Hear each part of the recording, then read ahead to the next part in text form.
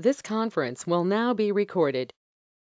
All right, so chapter 34, PD emergencies. Excuse me. So as you may know, it's a special patient population. So we're dealing with a lot of the pediatric stuff, looking at different standard competencies, looking for the special needs for these types of patients, as we can have communication barriers and things like that. They can make it difficult to assess a pediatric. So for those of you that were here on Sunday, as you notice, I brought my daughter with me. And for some of you, you had a hard time doing an assessment. I think, Jeff, you kind of struggled a little bit with it because she wouldn't let you do certain things. But I remember talking with Emily, and she's like, oh, yeah, I got a blood pressure, this and that. And it's like, okay, so now you guys you see it's female patient, young kid, female provider, worked really well. Jeff came in as a male provider, and she kind of shied away, a little more nervous. So you guys kind of had a chance to see that. And then what I'm going to do is we're going to have some other kids coming again on Sunday to work on more assessment stuff. I want you guys to kind of see that pediatric side. And it can be very difficult, especially if a kid's hurt, and how to make that assessment. We're also going to look at special challenges, recognizing and reporting abuse and neglect, along with homelessness, poverty, and bariatrics again. So the same thing with special challenges. Excuse me. Technology dependence, hospice, terminally ill, tracheostomy care and dysfunction, home care, sensory deficit loss, and developmental disability.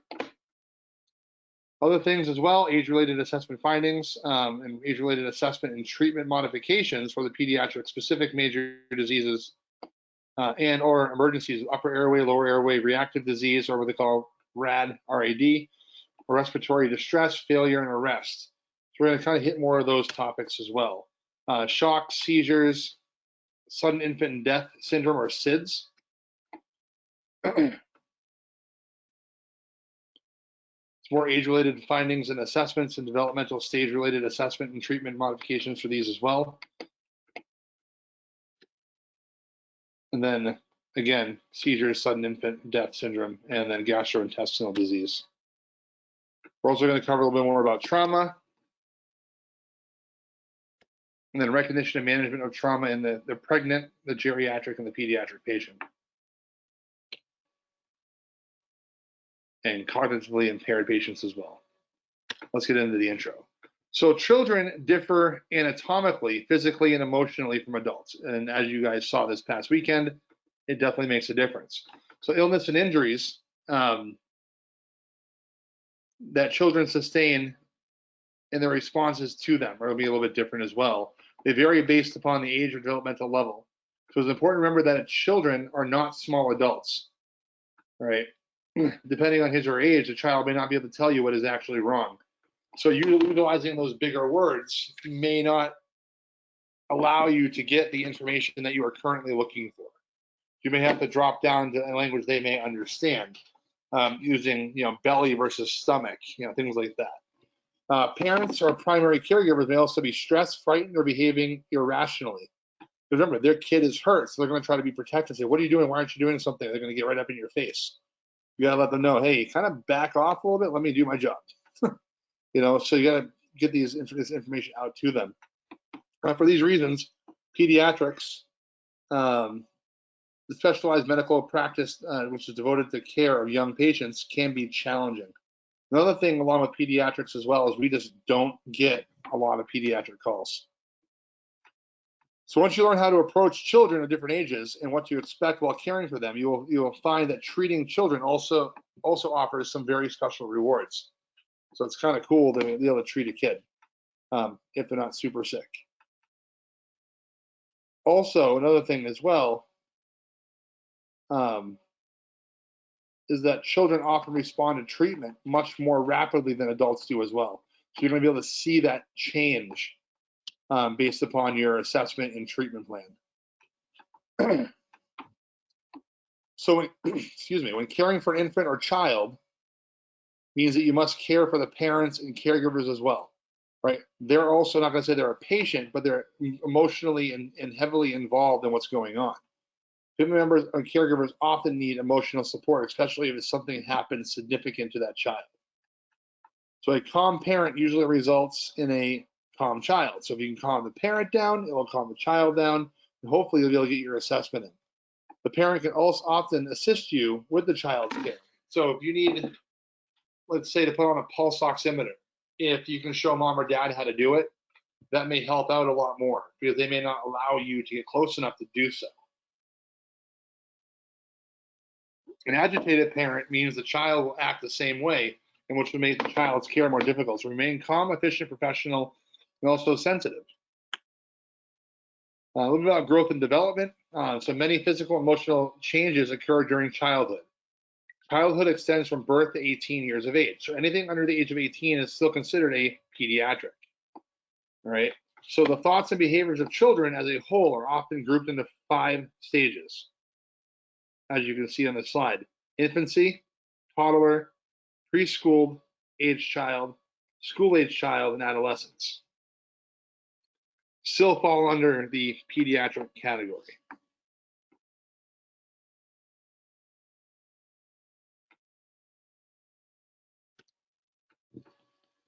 So the infancy is usually defined as the first year of life.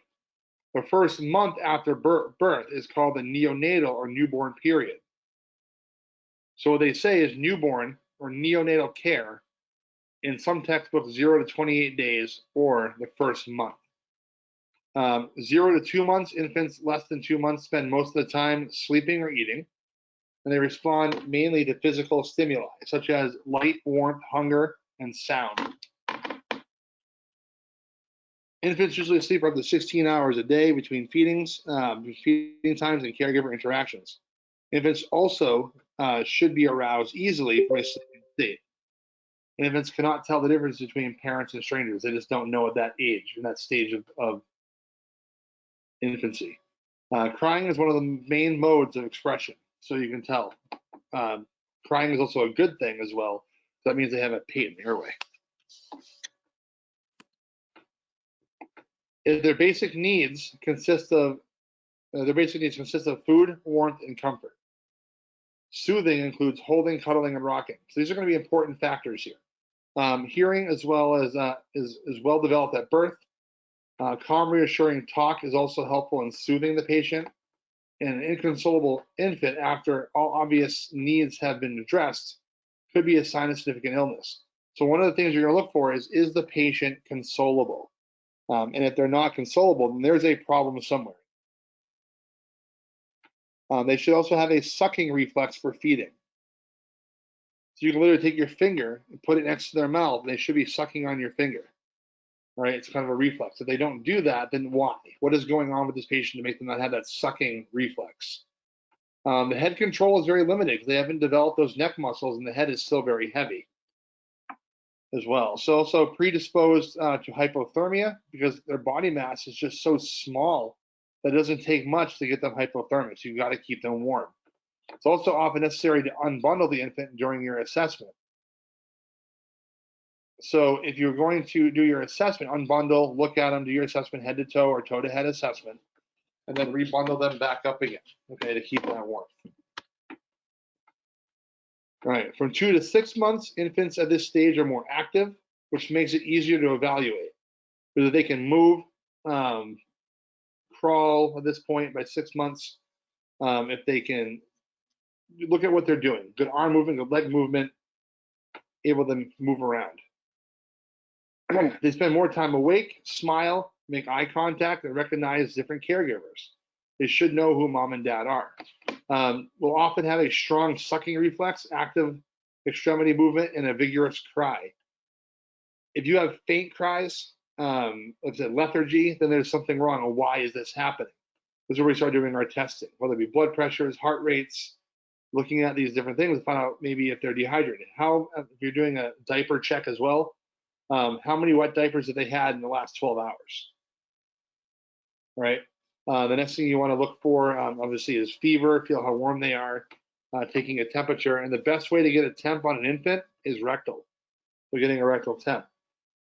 They also may follow objects with their eyes as well, and then looking for different movements. to make sure that they're stimulated appropriately.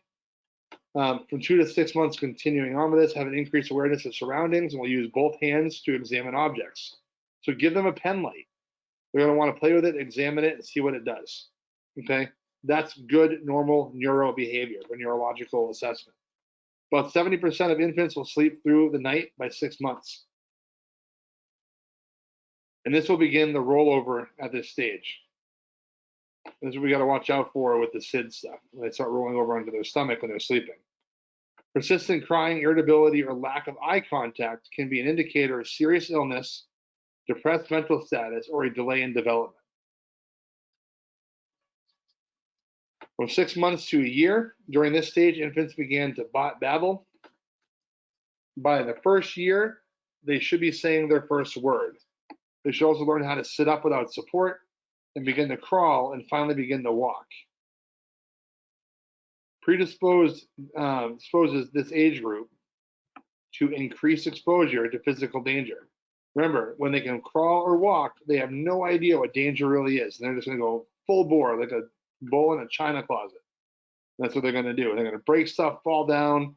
This is why it's very important to make sure you have gates up and things like that to prevent any kind of falls downstairs.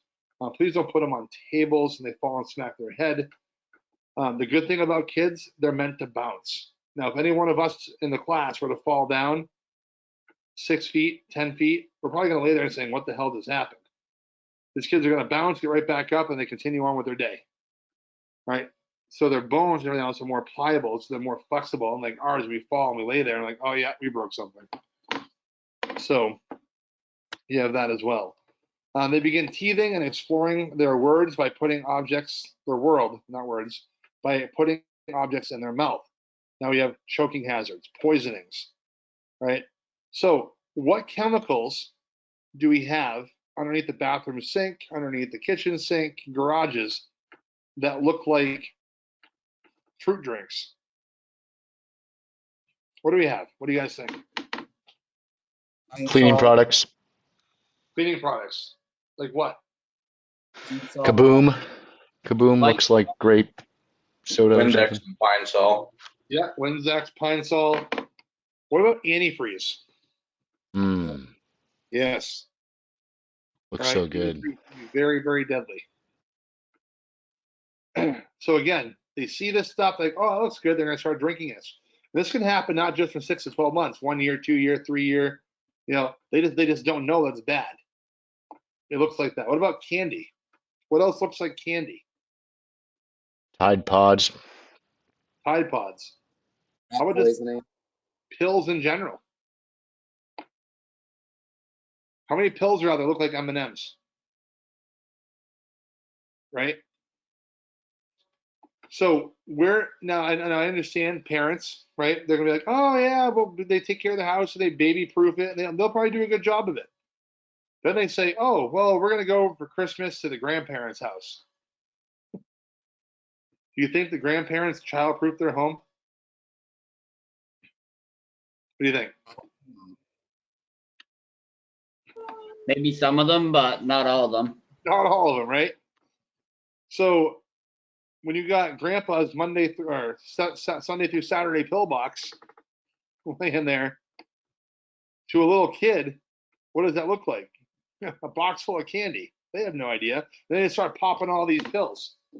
Then you get there at ZMS and they go, well, they ate this. They were in here. What are they? We don't know. We just separate them and put them in the pill boxes Monday through Friday. Oh, crap. You know, it's like, what do we have? What are they taking? Right? So you might see this kind of stuff when they start getting into medicine cabinets. They start getting into different pill boxes and things like that. So there's things to think about during your assessment. Observe infant from a distance. So begin assessing by observing the infant from a distance or as you walk in. And we're going to talk more about this in this presentation about the pediatric assessment triangle, the PAT, right? Which is appearance, work of breathing, and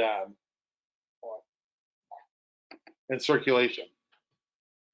Those will be the 3 things we're going to look at. Appearance, not airway. Appearance, work of breathing, circulation, the 3 things in the pediatric assessment triangle that will help you determine if this patient's sick or not sick. I'll cover that a little bit later. You want to provide, let the caregiver continue to hold the baby during physical assessment. Absolutely. Let the caregiver hold their child. Nothing wrong with that at all. They're more apt to get more of an assessment because of that. They will avoid separation anxiety and often make the assessment easier by having this as well. Separation anxiety is very bad. It can make things a lot worse during your assessment. Provide as much sensory comfort as possible. So warm your hands and the end of the stethoscope, okay? Don't just start throwing scopes and cold hands on these babies, right? They don't like it. Do any painful procedures at the end of the process. If you start doing painful procedures at the beginning, you're going to lose their trust. They're not going to want to be able to help you out. And complete each procedure efficiently and avoid any kind of interruptions. Just get the job done. And also explain each procedure to the parent or caregiver before you perform it, because the procedure and the infant's reaction may be upsetting. They're gonna like, what are you doing to my kid? They're gonna get pretty pissed off. So explain to them why you're doing it, what you're doing, why, and how this is going to be performed. So the toddler, after infancy until 3 years of age, a child is called a toddler at this point. Toddlers experience rapid changes in growth and development. So we're looking at 12 to 18 months. Toddlers begin to walk and explore during this period.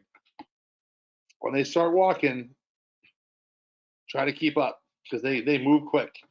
They're able to open doors, drawers, boxes, and bottles. So we need to start keeping things away, right? So if things are within hands reach, and they can, and believe me, they start to climb as well. Up to 3 years old, they learn how to climb very well.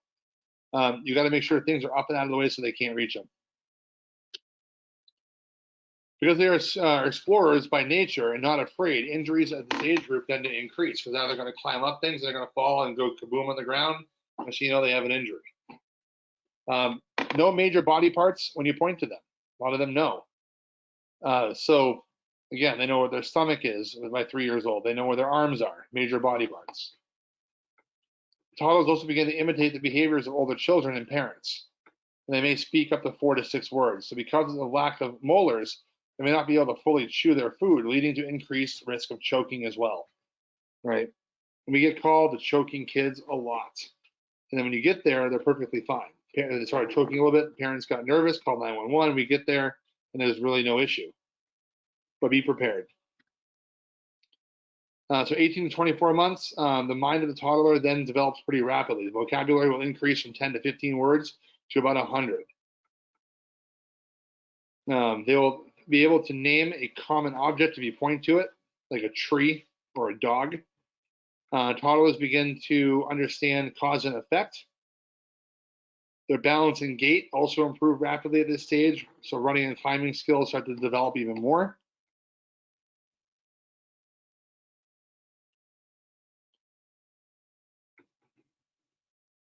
Toddlers at this stage tend to cling to their parents or caregivers and often have an object that comforts them, whether it be like a stuffed animal or things like that. So use any comforting objects when available to help calm a toddler down. You want to make sure you have something available to them. So a lot of ambulance services also carry stuffed animals. With COVID, they kind of went away a little bit, but now that things have kind of laxed a little bit more, we're starting to see them more in trucks again. Also, another thing with the toddlers, they may have stranger anxiety, so they may resist separation from their caregiver. So allow them to hold any special object for comfort. They have, like I said, the teddy bear or whatever. Let them hold it to be comfortable. And then you start with your toe to head assessment. Demonstrate the assessment on a doll or stuffed animal first if they have one, if possible. So they have like a stuffed animal. Show them what you're gonna do. I'm gonna put my stethoscope here, here, and here. I'm gonna check for pulses. It's okay as long as the infant's not critical or they are not unstable. Then perform it on a doll first. Nothing wrong with that. Very hard to perform certain procedures. They may be very unhappy while being restrained or held. Right, so that can be kind of a problem.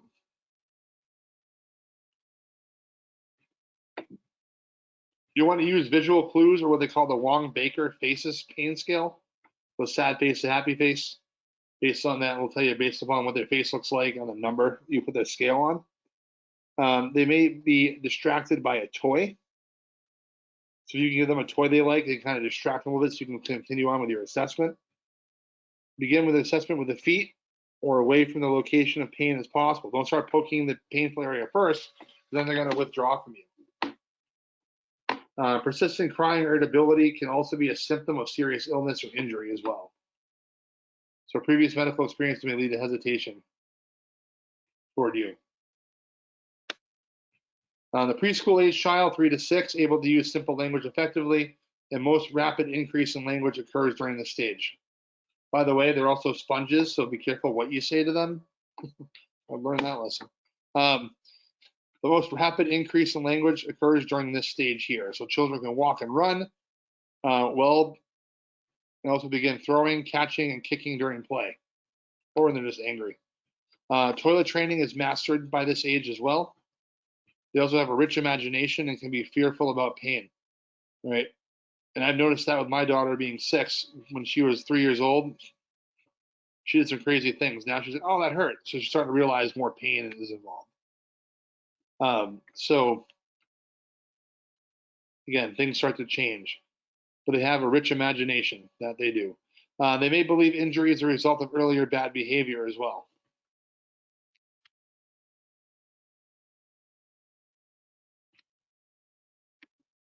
There we go. So learn which behaviors are appropriate and which behaviors will lead to a timeout. Be aware for tantrums that may occur for this. Foreign body aspiration, airway obstruction continues to be high risk.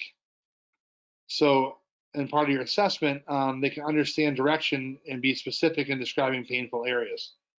So they will say, well, my knee hurts, or they can point exactly where it does hurt.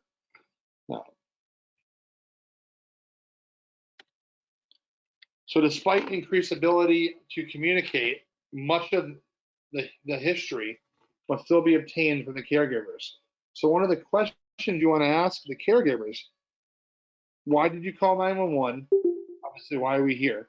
And then you also want to ask the caregiver or the parent, what are they acting normal? Is this their normal, the way they're acting now, or what is different? Because I don't know the baseline of a child. None of us do. What is the baseline of this child based upon the parents' experiences that they've had? If they say my kid is normally rambunctious and moving around everywhere, and right now he's kind of shying away and doesn't want to do anything. Well, that's the problem. Now there's an issue. Now we have a symptom. Now we have or should I say a sign? Appealing to a child's imagination may facilitate the examination process. So play along with them, right? If they want you to take a blood pressure on their imaginary friend, then try it. Say, I'm taking a blood pressure. Play along with that imagination a little bit, and they may open up more to you to let you know what's going on. Never lie to a patient at this age because it's hard to regain lost trust. If you're doing a procedure and you say, oh, it's not going to hurt, and it hurts them, you've lost them. They're gone. The patient may also be easily distracted by games or a toy or a conversation. That's why it's not a bad idea to have pen and paper or a whiteboard in your ambulance, because then you can give it to them and say, hey, draw me a picture of a house. Draw me a picture of a dog, right? By doing so, what are we actually evaluating? Maybe level of consciousness. Okay, and? Motor functions. What was that? Sorry.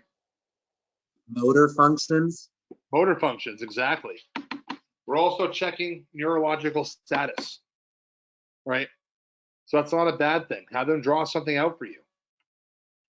Can you draw a circle? Can you draw a square?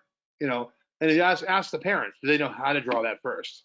Because they may not know how to draw a circle or a square by that age. Some do, some don't. Hopefully they do by that point, though. And then see what they can do. So you got motor function, good skills. You have mental status checks, and you also do a neurological check as well. Make sure they can comprehend what you're saying and putting it onto paper. There's nothing wrong with that. All right. So 6 to 12 years old, beginning to act more like adults. When they're 6 going on 20. For those of you who have kids, probably can understand that. Beginning to act more like adults, they can think in concrete terms at this point. They can respond to sensibly to questions. They can help take care of themselves, go to the bathroom, they want to wash the dishes, they want to start pouring their own cereal, right? School is also important at this stage as well, and concerns about popularity and peer pressure start to begin. It's so sad that peer pressure starts to begin at 6 years old, but it is. You can thank YouTube for that. The internet. Ugh. All right. Sorry, a little soapbox there.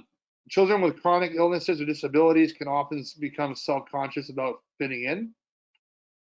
At this stage, children begin to understand death is final, but their understanding of what death is and why it occurs is still unrealistic to them. So they understand that when something dies, it doesn't come back. They don't understand why it's happening. This also may increase anxiety about illness and injury as well. So assessment begins to be more like an adult assessment. So you want to go now at this point in time, you can go from like head to toe. Help gain trust, talk to the child, not just the caregiver. The child is probably familiar with the process of a physical exam by this point because they've had their doctor's appointments, hopefully, and their physicals. There may or may not make the assessment easier depending on the child's experiences. So start with the head to toe. We'll start with the head and work toward the feet, as in you would for an adult assessment. If possible, give the child choices. For example, would you like to sit up or lie down? Right? Allows the child to have some buy-in to the assessment. Would you like to take off your clothes yourself? Again, never ask a 6-year-old to get naked in front of you. Make sure parents are there with you if this is going to happen. And make sure you justify why you're doing it and what kind of assessment you're going to do. Right? I may say, "Can I see your belly for a minute?" And then they'll pull up their shirts. They can see the belly. Let the mom and dad know, "Hey, I'm going to pull up their shirt a little bit higher. I need to see their chest to make sure there's no bruising.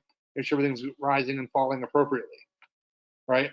If there was a trauma incident, I'll say I need to pull down their pants a little ways, make sure there's no bruising or cuts, and then I'll pull it right back up again. You've got to explain yourself to them because you really, by yourself back in the ambulance, if you have a conscious-oriented 6-year-old, you probably should not be taking their pants off. I know that we're doing it for the right reason, but public perception may be different for that, so just be careful. Ask only the type of question that let you control the answer. For example, would you like this cuff to hug your right arm or left arm? Do not bargain or debate with the patient. Okay, it has to happen right or left arm. Let them choose which one it is, though.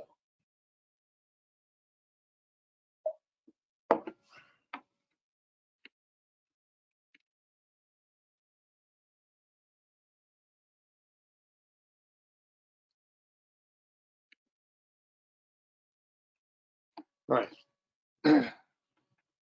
Allow the child to listen to his or her own heartbeat through the stethoscope. They love it. They absolutely love doing that. These children can understand the difference between physical and emotional pain as well, so they know at this age, for the school age years.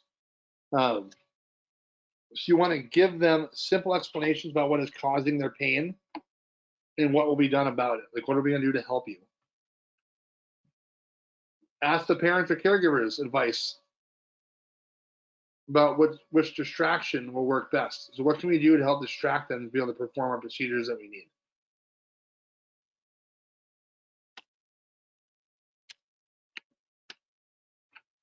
All right, so most adolescents are able to think abstractly and can also participate in decision making. This is ages 13 to 18 years old. Personal morals begin to develop, morals. They're able to discriminate between what is right and wrong. They're able to incorporate their own values and beliefs into the daily decision-making process. Excuse me. They're physically similar to adults, but remember, they still are children on the emotional level. So they want to be that adult, but they don't have the experience to be the adult. Gradually shift from relying on the family to relying on friends for psychological support, social development, and acceptance from their peers. And interest in romantic relationships begin at this point.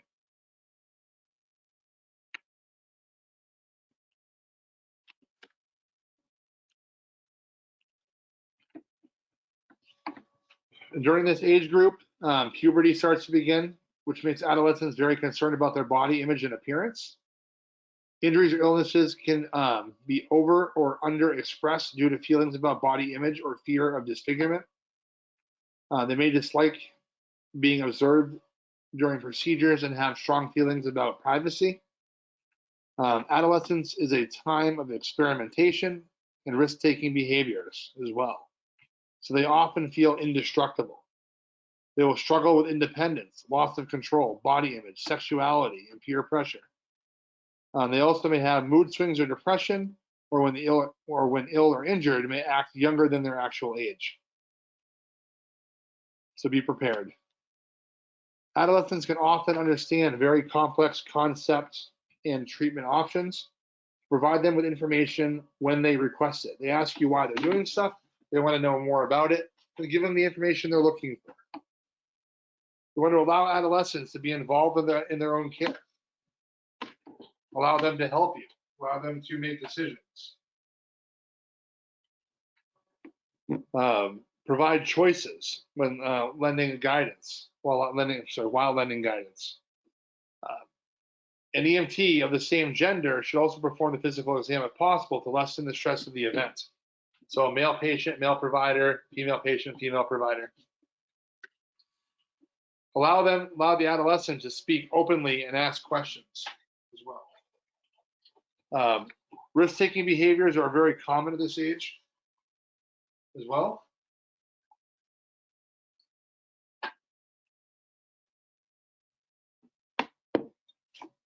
So some risks can ultimately facilitate development and judgment and shape their identity as an adult. So they can also result in unintentional trauma, drug or alcohol abuse, unprotected sex, and teen pregnancy.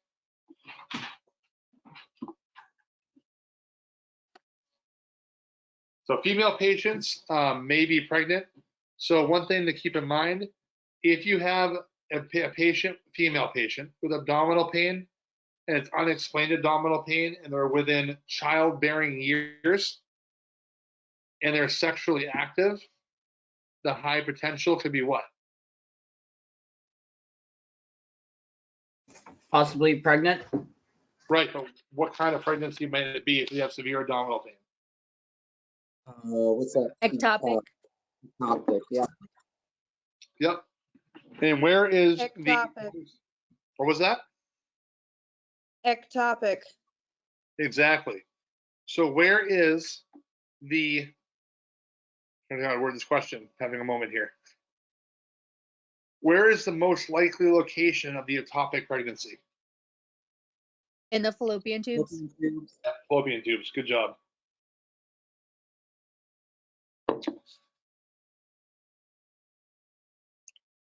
So they have, and also they, so again, with this here, lost my train of thought where I am now. All right. So it's very important to report this information to the receiving facility. Let them know the potential could be there. Adolescents may also not want their parents to know about this information, so getting them alone, they may open up to you more, especially if you're a female provider. They might let you know, hey, yeah, I've been sexually active, I'm not using protection. The last time I was sexually active was like a month ago. Okay, potential for ectopic pregnancy could be there. So try to interview the adolescent with the caregiver present, without the caregiver present if you suspect she's withholding information. Adolescents have an unclear understanding of the purpose and meaning of pain, so explain necessary procedures in advance. You're going to assess level of pain by observing facial and body expression, as well by asking. If you were to rate your pain on a scale of 0 to 10, 10 being the worst pain you've ever had in your life, how would you rate your pain now? To distract them, find out some of their interests and get them talking. What interests you?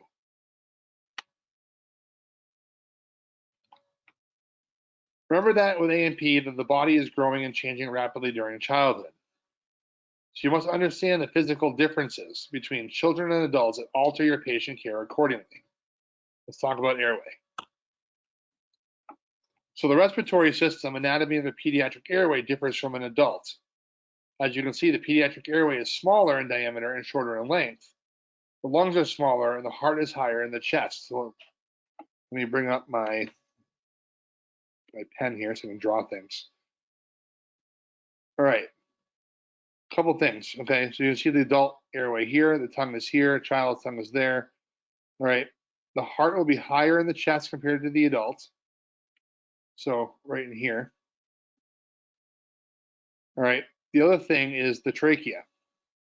this section right there. All right, little arrow. All right. So with the trachea, one of the things that can cause a lot of issues, especially in the infant pediatric stage, is that on an adult, you'll have all the cartilaginous rings, right? Through here on an adult. The child does not have those fully developed yet, or the infant. So what will happen is that if you do not pad underneath the shoulders to get that head, the body upward, to allow the neck to be more in line, because remember the head is larger than the body proportionally as an infant, that trachea will be very pliable and actually bend and actually occlude the airway if they're hyperextended or hyperflexed. Versus an adult, you put your head down, you can still breathe because those cartilaginous rings are keeping that trachea open. Does that make sense? Yes. Yeah. Right. Yeah. Right. So the glottic opening is also higher and positioned more anteriorly than the neck appears to be non-existent. These are more towards the infants. As children develop, the neck gets proportionally longer as the vocal cords and epiglottis achieve anatomically correct adult position. The occiput is larger and rounder, which requires more careful positioning of the airway. The tongue is larger relative to the size of the mouth and is more anterior location in the mouth, which means that the tongue can easily block the airway. This is why we have to utilize oropharyngeal airways on pediatrics to get that tongue out of the way. The long, floppy U-shaped epiglottis in infants and toddlers is larger than adults as well. And you got to look out for epiglottitis. So again, excessive, we'll see with this patient here with epiglottitis would be like excessive drooling, fever, faint cry. And what you don't want to happen is you don't want the kid to cry or move too much because it can cause more inflammation and cause the airway to close up. All right. Rings of the cartilage and the trachea are less developed and may easily collapse in the neck. We talked about that by hyperflex or hyperextended. And the upper airway has a narrowing funnel space compared to the cylinder shape of the lower airway. The trachea diameter in infants is about the same as a drinking straw. If you want to think about that, the trachea, the size of a drinking straw. That's not much. So it can easily be obstructed by secretions, blood, or swelling. So you got to make sure that you're suctioning appropriately and make sure the airway remains open. Now, if you have epiglottitis, don't touch the airway. Any kind of irritation can cause the epiglottis to swell more and cause the airway to completely close up. Infants or nose breathers may require suctioning and airway maintenance. So you can stick a suction yank cower up there, or you can use like a bulb syringe as well. You got to keep in mind about the respiratory rates as well. For rates of 30 to 60 breaths a minute is normal for a newborn, and 12 to 20 breaths a minute is normal for a teenager, kind of like the adult range. So going back to what we talked about before, can you guys tell me the adult, child, and infant ranges for respiratory?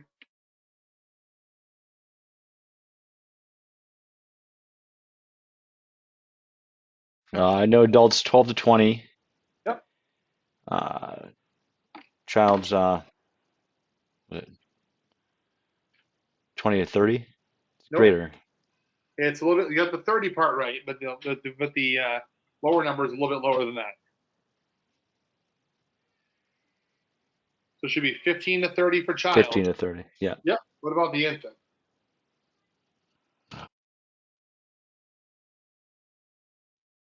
Is it 30 to 60?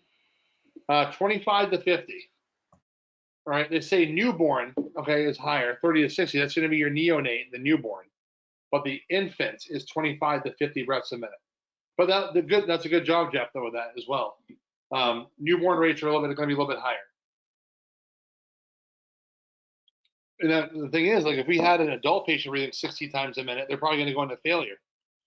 But for a kid, for an infant, that's normal, or a neonate. So know your different rate ranges. That's going to be very important when doing your assessments. Children often have oxygen demand twice of that in adults, so this higher demand combined with smaller oxygen reservoir or reserve increases the risk of hypoxia. So they can become hypoxic faster, twice as fast as an adult. So you may need to give them blow-by oxygen for infants, 2 nasal cannulas, and on breathers to get them oxygenated. The muscles of the diaphragm dictate the amount of oxygen a child inspires. So anything that places pressure on the abdomen of a young child can block the movement of the diaphragm and cause respiratory compromise. So you must use caution when applying the straps of a spinal mobilization device because it may hinder the tidal volume. You got to allow for those kids' chests to expand. Okay, so allow them to get their full breath in. Gastric distension in infants and pediatrics can interfere with the movement of the diaphragm and lead to hypoventilation as well. Breath sounds are more easily heard because of the thinner chest walls. They haven't developed chest wall muscle yet. Less air is exchanged with each breath, so detection of poor air movement or complete absence of breath sounds may be more difficult to find. So try to find a way. If you're checking lung sounds on an infant, try not having the truck running. Try getting your good lung sound assessment prior to transport. All right, take a good listen. If you need to turn the ambulance off just for a second to make it quieter in the back of the ambulance, then do so. All right, the circulatory system. Important to know the pulse ranges when evaluating children. An infant's heart rate can beat 160 times or more per minute. It's a lot, right? I'm going to go over the different ranges here and on the next slide for you. This is primary method the body uses to compensate for decreased perfusion. So we see increased heart rate, which means that we have hypoperfusion. So we're trying to get oxygenation to the system. Children are able to compensate for decreased perfusion by constricting the blood vessels in the skin where adults cannot. I should say they cannot very well. Blood flow to the extremities then can be diminished. So signs of vasoconstriction can include pallor, which is an early sign, weak distal pulses in the extremities, delayed cap refill, and cool hands and feet. So this section right here is going to be very, very important to pick up on, right? So you got to pay attention to those. Looking for pallor, weak distal pulses, and delayed cap refill. Here are going to be your normal numbers. Newborn to 3 months, 80 to 205 beats a minute. That's a lot, right? 3 months to 2 years, 100 to 190. 2 years to 10 years, 60 to 140. Greater than 10, 60 to 100. This right here is the normal range for an adult.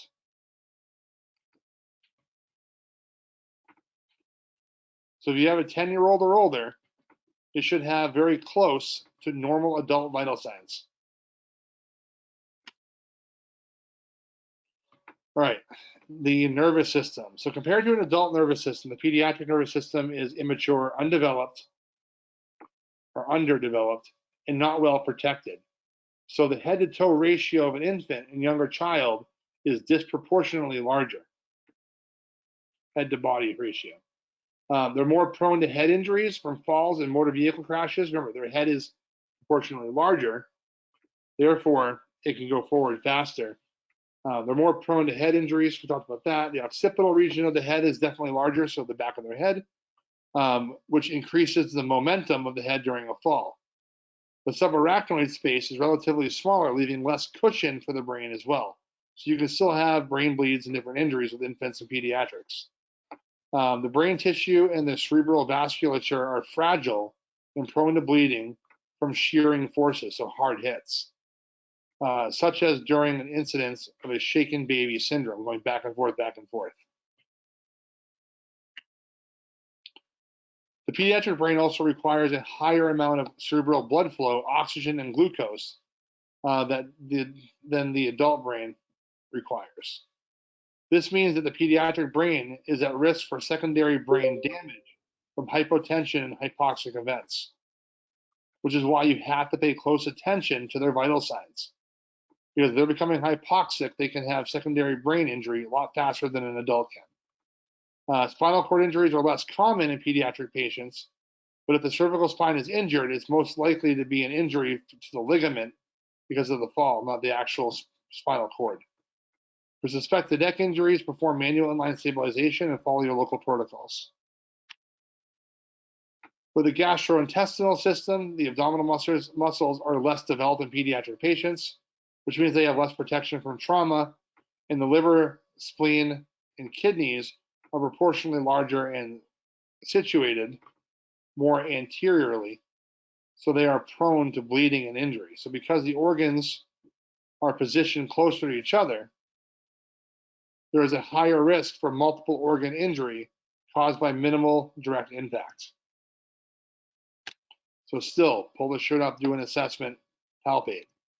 For the musculoskeletal system, open growth plates allow bones to grow during childhood.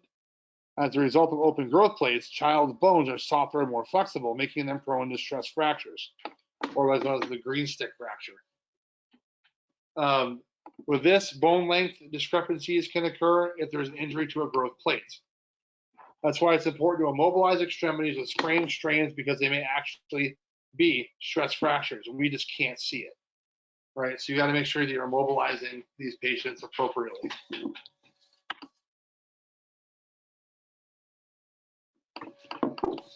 So the bones of an infant's head are very flexible and soft. So soft spots are located at the front and back of the head. They're referred to as fontanelles. They will close at particular stages of development, but right now, during the infant stage, they're going to be open. Fontanelles of the infant can be useful information tool for your assessments. Let me ask you this. If you have a bulging fontanelle, what would that indicate? Bulging fontanelles. Maybe subarachnoid or intracranial pressure or bleeding. Exactly, intracranial pressure. What if a fontanelle is sunken in? Dehydration. Dehydration. Dehydration. I think that's what Dave said too, right? Correct. I'm sorry, I'm away from my mic. Yeah, oh, no worries. Yeah, I thought I heard you say dehydration, but I wasn't sure. Yeah, so patients are dehydrated.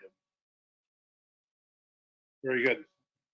All right, so the thoracic cage in children are highly elastic and pliable because it is primarily composed of cartilaginous connective tissue. The ribs and vital organs are then less protected by muscle and fat versus people more like adults, where they have fat and muscle to protect that thoracic cage. The integumentary system, which is the skin, remember that the integumentary system is the largest organ in the body. Hint, hint, might see that on a quiz someday. Of the pediatric population differs in a few ways. The skin is thinner with less subcutaneous fat. They haven't been exposed to all these fast food restaurants yet. Composition of skin is then thinner and tends to burn more deeply and easily than the adult. And they have a higher ratio of body surface area to body mass that can lead to larger fluid and heat loss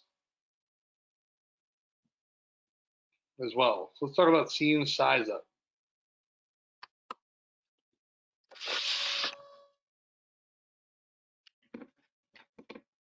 So the assessment begins from the time of dispatch, right? So we get dispatched out to a call. They tell us what we're going for. They tell us the pediatric. Your partner gets amped up. Let's go, let's go. We got a pediatric call. All right, let's get over there. All right, so we get there and see and size up. We got to prepare mentally for approaching and treating an infant or a child. We can walk up to an adult once you get more experience like, all right, another adult patient contact. Let's make this happen. When that kid call comes in and it's your first kid call, second kid call, you're just not used to these kids being sick and injured,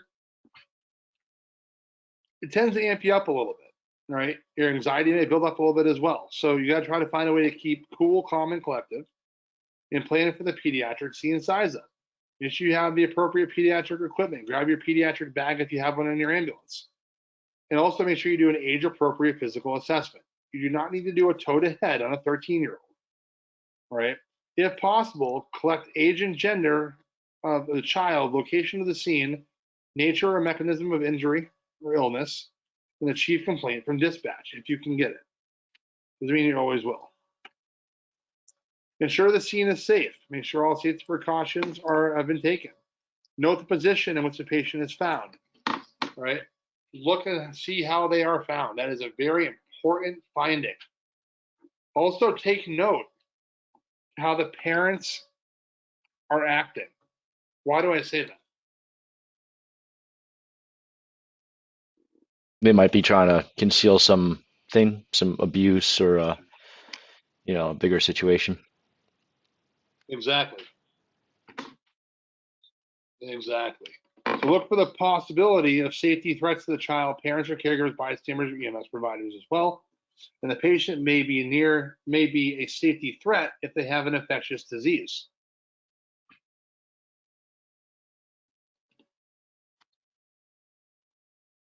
Next, do an environmental assessment. What do I mean by that? What are we inspecting for?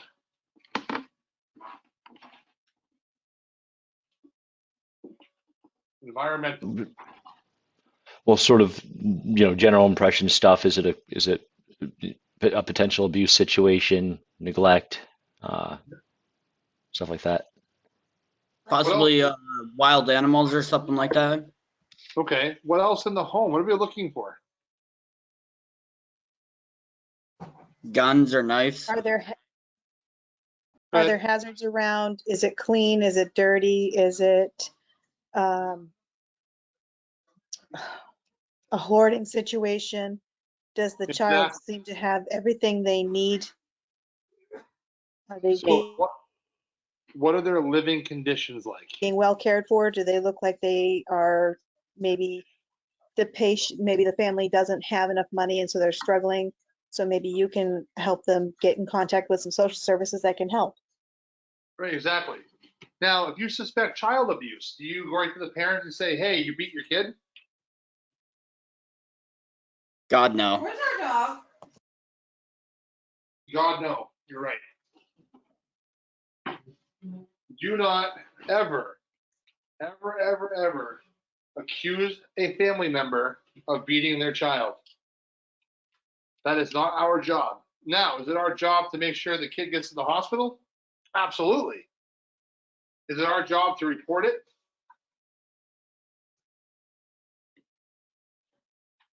What do you think? Report it, yes.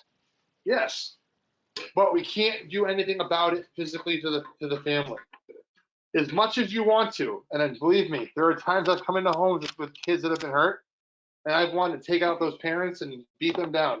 It cannot happen.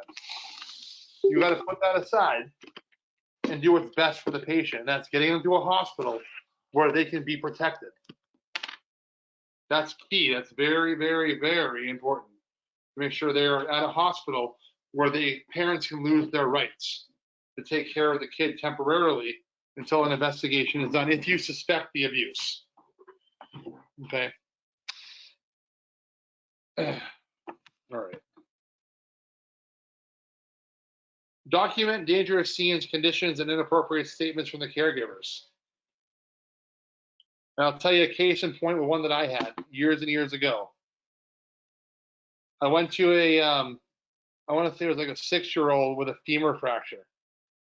First of all, do 6-year-olds break femurs all the time? No. No, they don't. All right. This kid was sitting, legs crossed, like the old Indian style. I don't know if you can still say that or not legally. But that's how they were sitting. And his femur was not protruding through the skin, but you could see the mid-shaft femur, and I couldn't bend it back to do traction on it.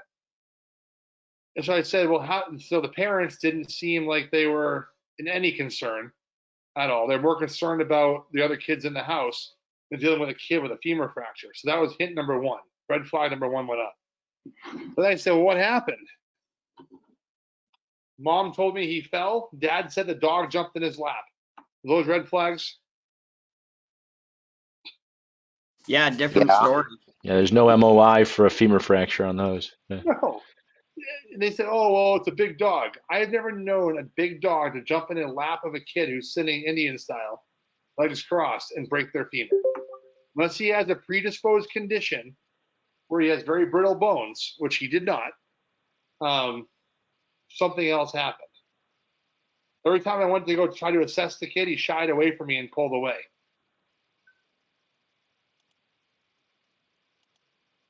Right? So if you start getting that whole spider sense, or you're like, something's not right here, right? Get the kid in the back of the ambulance, okay? Go along with the stories they gave you, get the kid to the hospital, and then report it. Right? Make that report. And document everything that happened. Because those are the ones that you may end up in court with. All right. Let's see. Last one here. We're going to take a couple minutes, 2 or 3 minutes, and then we'll come right back to the pediatric assessment triangle. So traumatic scenes where a child is unresponsive or too young to communicate. Assume that the injury was significant enough to cause a head or neck injury. So again, if you get there and they're unable to communicate or they're unresponsive or significant trauma, stabilize their neck. Now, sometimes we don't, for infants, we don't have collars small enough, so you can use towel rolls around the neck to keep the baby's head and neck in line. Perform cervical stabilization if you suspect the MOI is to be severe. Remember to pad underneath the child's head and or shoulder to facilitate neutral position for airway management. The padding underneath the shoulders is going to be very key.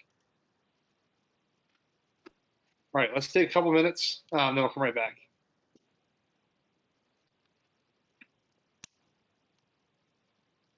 This conference will now be recorded. All right, so here's that PAT, the pediatric assessment triangle that I was talking about. The objective of the primary assessment is to identify and treat immediate and potential life threats. So they created this pediatric assessment triangle for the American Academy of Pediatrics. So they use the pediatric assessment triangle to determine if the patient is sick or not sick, kind of like our general impression we do for adults. And it's structured assessment tool that allows you to rapidly form a general impression without even touching the patient. And this can be performed within 30 seconds. And it looks at 3 different steps. Oh, wrong button. There, oh, goodness. Here we go. So the 3 steps you look for in the pediatric assessment triangle does not require any equipment. It's looking at the appearance, which is the muscle tone and mental status, the work of breathing, and the circulation to the skin. Right? So there's 3 things: appearance, work of breathing, circulation. Those 3 things.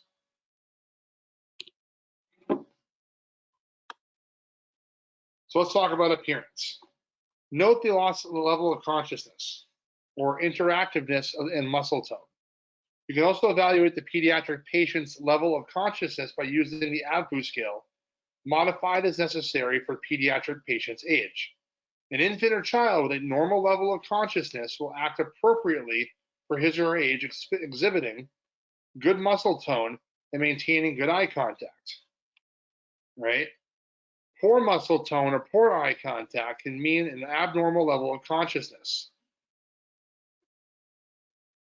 Remember tickles, T-I-C-L-S, mnemonic, can help you determine if the patient is sick. Tone, interactiveness, are they consolable, look or gaze, and speech or cry? Right, those are the things we're looking for. Tickles, T-I-C-L-S, tone, interactiveness, consolability, look or gaze, and speech or cry.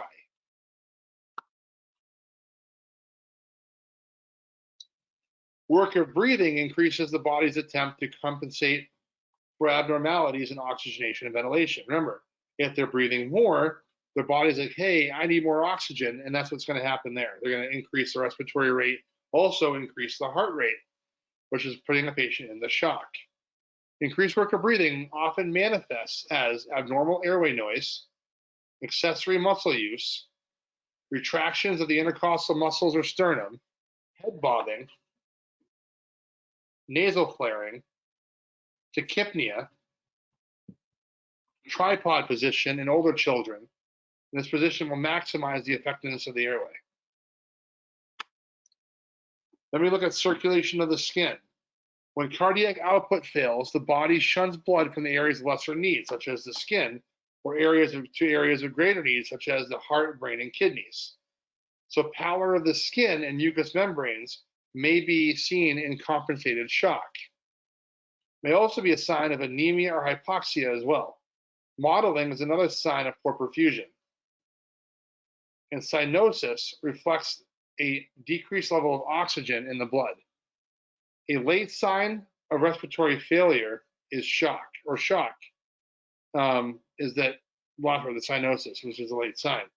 Never wait for the development of cyanosis before administering O2. Do you see that tachypnea, tachycardia, mottled skin, paler skin? Give them oxygen, okay? If they're cyanotic, they're way past that. They're in a very almost decompensated state. So you want to make sure you get that sooner than later. So from the PAT findings, you will decide if the pediatric patient is stable or requires urgent care. If the patient is unstable, assess the ABCs and treat any life threat and immediate transport. With obvious life-threatening external hemorrhage, assess and address the CABs first, circulation, airway, breathing, including tourniquets for arterial hemorrhage from the extremities. If the patient is stable, continue with the remainder of the patient assessment process, perform necessary interventions, and discuss transport options for the parents or caregivers. So our hands-on ABC. So pediatric patients, you will now perform a hands-on ABC assessment. So we're going to assess and treat life threats as you identify them following the ABCDE format: airway, breathing, circulation, disability, and exposure.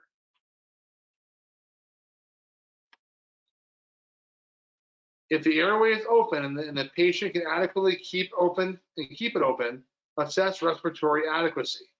If the patient is unresponsive or has a difficulty keeping the airway clear, ensure that it is properly positioned and that it is clear of mucus, vomitus, blood, and other foreign bodies. If trauma has been ruled out, you can use a head tilt chin lift to open the airway. If trauma is suspected, we have to use the jaw thrust maneuver to open that airway up. Always position the airway in a neutral sniffing position and keep the trachea from kinking. Remember I mentioned before, hyperextension, hyperflexion can actually cause that trachea to kink. Remember, it's the size of a straw, right? Maintain proper alignment. Maintains proper alignment should you have immobilized the spine, and establish whether the patient can maintain his or her own airway. If they cannot, then we have to do something to help maintain them. Use the look, listen, and feel technique for breathing. Place both hands on the patient's chest to feel for rise and fall of the chest wall.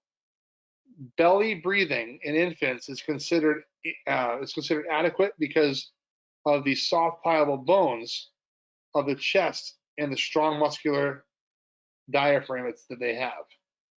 So belly breathing is normal. It's adequate. It's okay. All right.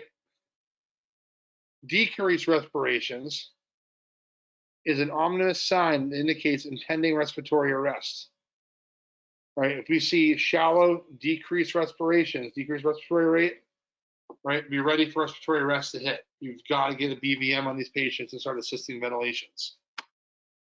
In circulation, you must determine if the patient has a pulse, is bleeding, or is in shock. Where do we check for a pulse for infants? It says right on the screen. Where is that? Brachial, Where is that located? upper arm, Yeah, where in the upper arm? inside upper arm. I like it. Between So, the bicep and tricep. right, Yeah. exactly.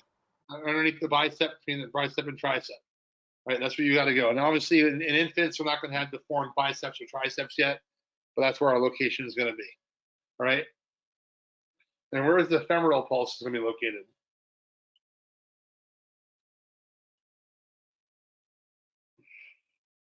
Where is the femoral pulse?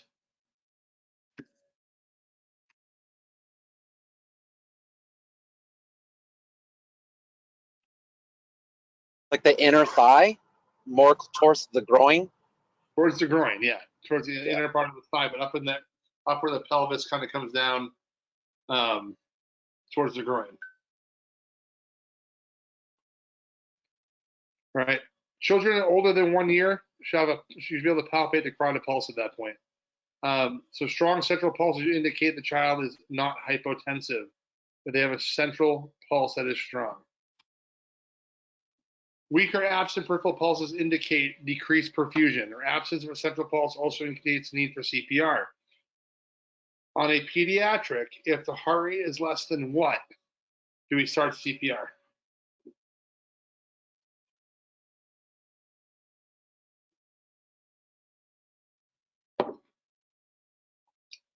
How many beats per minute do we start CPR in pediatric CPR? Is it 80? 60.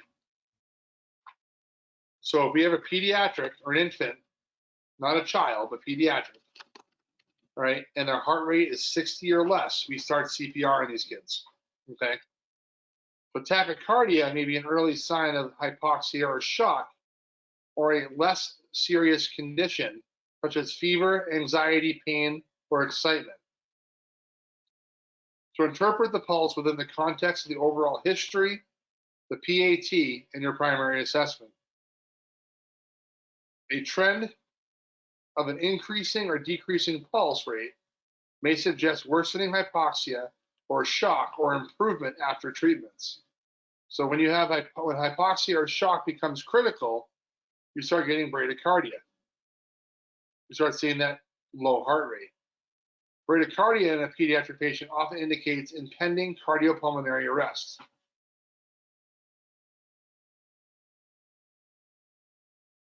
To feel the skin for temperature and moisture, you're going to estimate the capillary refill time, and color should return within 2 seconds. What is the leading cause of cardiac arrest in pediatrics and children?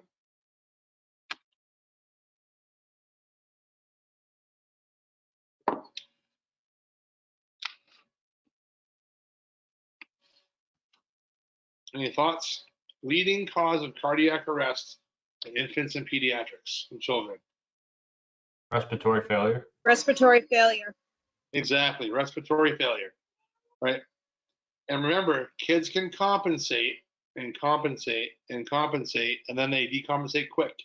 So you got to pick up on those other signs: pallor, mottled skin, things like that. Increased respiratory rate, increased heart rate, before we start seeing bradycardia and hypoxia and cyanosis. We're going to use the AVPU scale, or the pediatric Glasgow coma scale, to assess level of consciousness. We're going to check responsiveness of pupils. A normal pupil constricts after light stimulus. Pupillary response may also be abnormal in the presence of drugs, ongoing seizures, hypoxia, or brain injury. So we're going to look for the symmetric movement of the extremities as well. Pain is present with most types of injuries. There should be pain. Inadequate treatment of pain has many adverse effects on the pediatric patient and the family. So assessment of pain must take into consideration the developmental stage or age of the patient.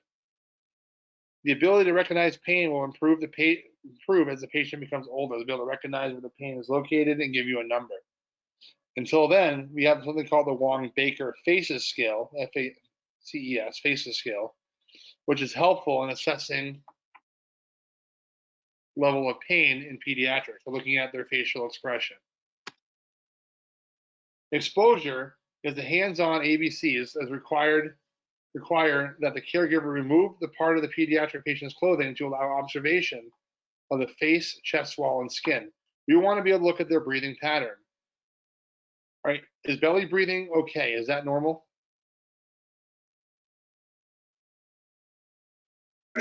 Yes. Yes. Okay. Yes. What if I said seesaw breathing? Is that normal? No. No. Negative. Negative, negative. Very, very bad. Seesaw breathing, nasal flaring, accessory muscle use. All right. These are all indications of significant respiratory distress in a pediatric. The pediatric population is also more prone to hypothermic events due to immature thermoregulatory system, thinner skin, and a lack of subcutaneous fat. So what we think is okay and is warm, the pediatrics, they're going to get cold fast. All right, so you got to keep them warm. Infants younger than 6 months lack the ability to shiver in their response to cold. So how are we going to know they're cold then if they can't shiver? We don't pick up on that, right? What do we have to check? Body temperature. Body temperature, right? And our body temperature for pediatrics has to be done rectal. That is the most accurate body temperature you're going to, even with an adult too, it's the most accurate one you're going to get. But with pediatrics though, especially pediatrics, you need to get a rectal temp. Cover the head. Up to 50% of heat loss can occur with the head. Excuse me, that is larger in proportion to the rest of the body. Make the baby look like a nun. Wrap them up. You've got to keep that heat in, right? 50% of heat loss can occur at the head. That's a lot, right? Infants and young children should also be kept warm during transport or when the patient is disposed to assess or reassess an injury. So you got to turn the heat on the back of the ambulance. As much as we sweat our butts off in the back sometimes, it's for the patient, not for us. Remember that. We got to make a transport decision, determine whether the rapid transport to the hospital is indicated. Looking at your PAT, our general impression, and then getting our quick set of vital signs and assessment. Does this patient need to get to the hospital? Right? And we need to take them to the most appropriate facility that can handle a pediatric patient. Now, any hospital in the area can handle pediatrics. The question is it trauma? Is it not trauma? Is it medical? What's being done? Right? And we got to take them maybe potential to a pediatric center depending on where you're working. So if the patient is in stable condition, obtain a patient history, perform a secondary assessment at the scene, transport, and provide additional treatments as needed. Rapid transport is indicated if any of the following conditions exist.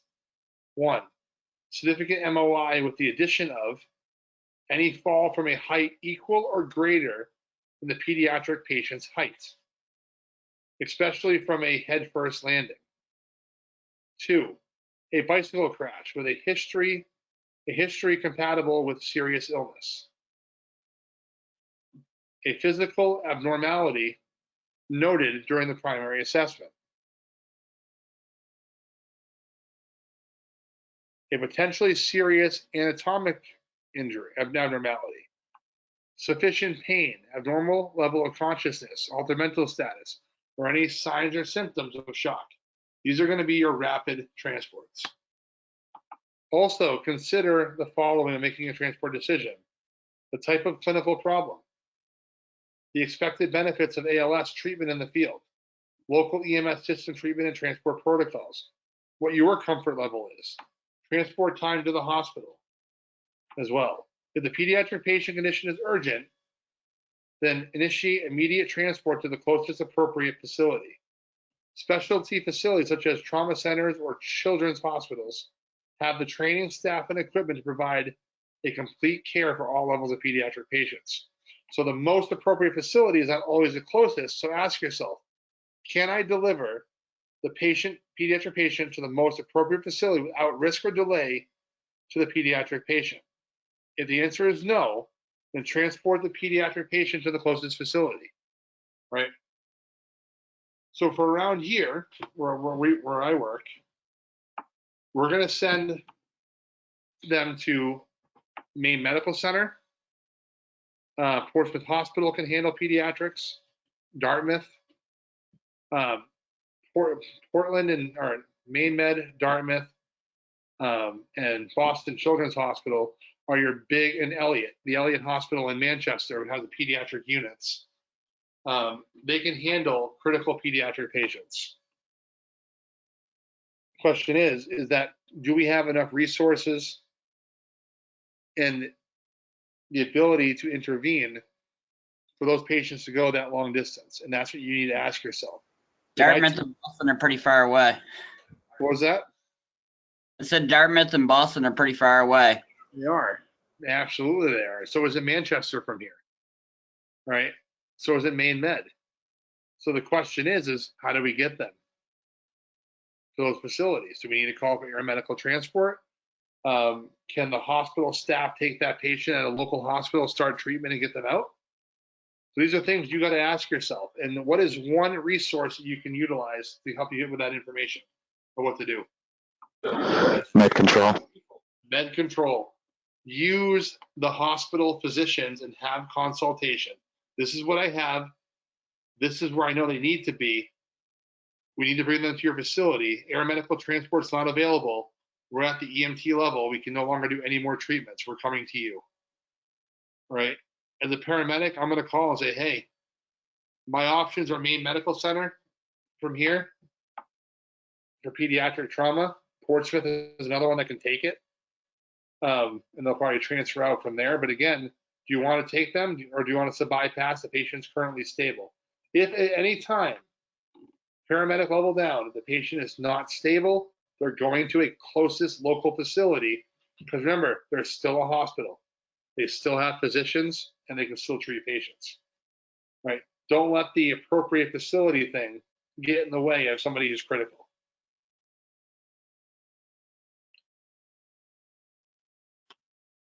All right, pediatric patients weighing less than 40 pounds who do not require spinal mobilization should be transported in a car seat. Every ambulance, Maine, New Hampshire, is required to have some form of pediatric car seat. Now, if you can use the patient's own, that's the best way to go. So they're already fitted to that car seat. A seat should be chosen to fit the appropriate weight of the patient as well. And to mount a car seat to a stretcher, you want to place the head of the stretcher in an upright position and place the seat so it's against the back of the stretcher. Do any of you guys have car seats that you can bring in on Sunday? Yeah, we do. If someone can just bring one in, I don't have mine 6, so I don't have it anymore. So I need a pediatric car seat to come in, so we can show you guys how to attach it to a stretcher. The other one they have is what they call PD mates, and we carry PD mates on the ambulances. They're kind of like a foldable stretcher or a car seat, but again, it's not the car seat that you would utilize in the back of your car, which makes things a little bit safer for the patient. But we have PD mates, so I'll show you both of those on Sunday. So I'm not going to bother going over the process of strapping them in, because I'll show you guys this on Sunday. Let's see. Patients younger than 2 years must be transported in a rear-facing position because of the lack of mature neck muscles. We're going to put them in put them backwards anyways on the stretcher. Pediatric patients in cardiopulmonary arrest should be on a device that can be secured to the stretcher itself. It should make things very difficult. It says you should not use the pediatrics patient's own car seat. We do that all the time, right? Unless they're in cardiac arrest. The patient's own car seat is probably the safest you can utilize on a stretcher. So I'm not sure why that even says that in here. The goal is to secure the patient or pediatric patient to the transport to the ambulance. So we'll show you guys how to do that. And unless it's in a car accident, right? Then you obviously don't want to use their car seat. That is correct. Yes. Once it's been involved in a car accident, then they're considered no longer usable. You have to buy a new one.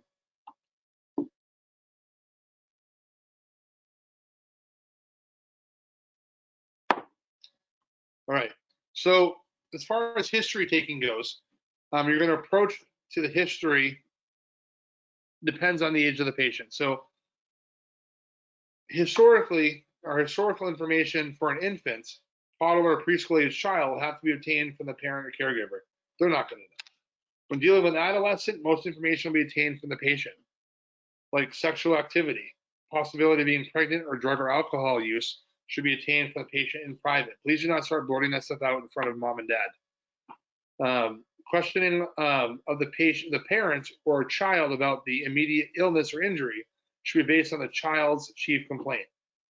Right? I don't want to listen to what the mom thinks chief complaint is. I want to know what the child is currently feeling. As long as they have the ability to communicate that, they're at that age level.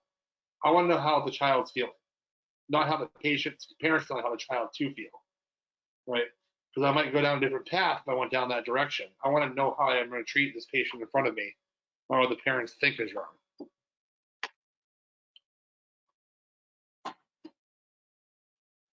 So when interviewing the patient or patient or caregiver or older child about the chief complaint, obtain the following: nature or mechanism, how long the pediatric patient has been sick or injured, the key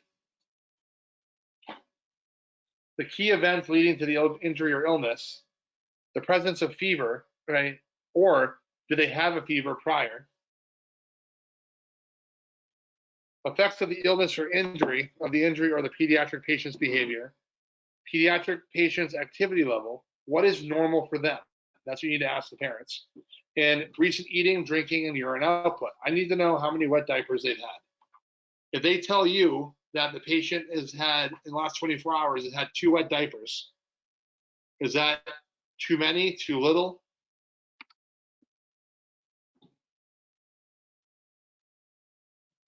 That is way too few. Way too few, okay? So what would that indicate? Dehydration. Dehydration and or hypovolemia, right?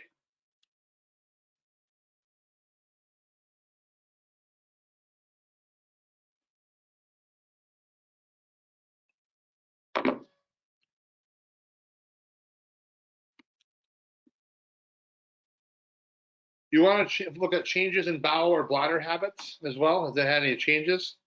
Presence of vomiting, diarrhea, abdominal pain, and presence of rashes. If they said that they've had 3 bouts of diarrhea in the last hour, is that a lot or 2, or is that a lot?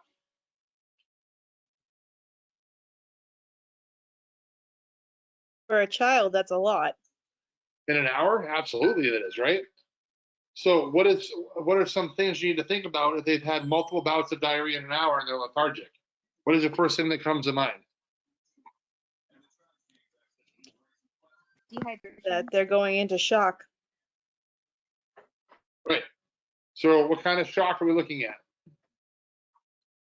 Hypovolemic. Hypovolemic. Yep. Perfect.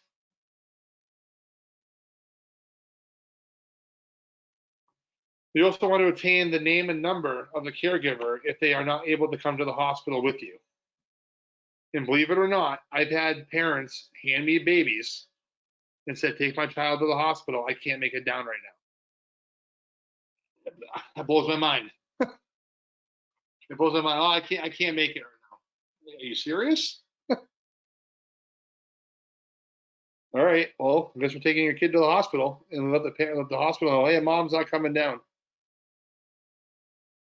So then they start to get mom on the phone and start getting consent to treat. So that's why you want to get the name and phone number for the caregiver. So the hospital has to call and say, hey, do we have permission to treat your child? You need to obtain a sample history, same as the adult. Question based on the age and developmental stage. Again, you're getting a OPQRST. Question should be based on the pediatric patient age and developmental stages of life. So as I always ask you guys, what is OPQRST?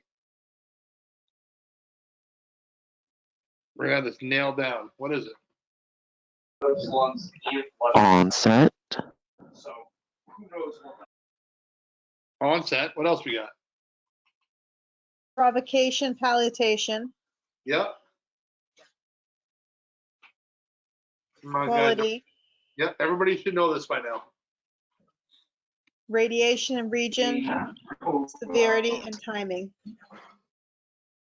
Yeah. So Ashley, you asked a decent question. What about being a single parent? Can they bring other children in the ambulance? I have done that before. I have not taken 4 or 5 kids in the ambulance, but I've taken one, put them out back, strap them in appropriately in the appropriate seats, and mom can sit out back with us if you have enough room, or mom can sit up front. Or if they can get the kids in their car and drive behind the ambulance, that's fine too, but at least come down to the hospital. It's very difficult for a hospital to treat a 2-month-old, 3-month-old without having mom or dad there to be able to make some decisions if you're a single parent. So do the best you can to get down to the hospital. but it is a very tough situation, especially if you're a single parent with multiple kids, having to get them up, ready, and everything else to get them down to a hospital, or trying to find a parent, caregiver, or whatnot to come in and babysit.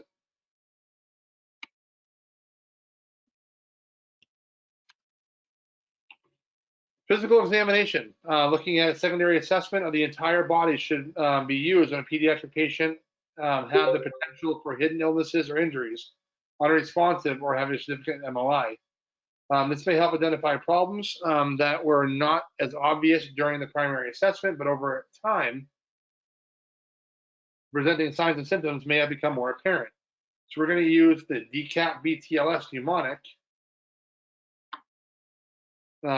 for that. Then we're going to look at a focus assessment should be performed on pediatric patients without life-threatening illnesses or injuries.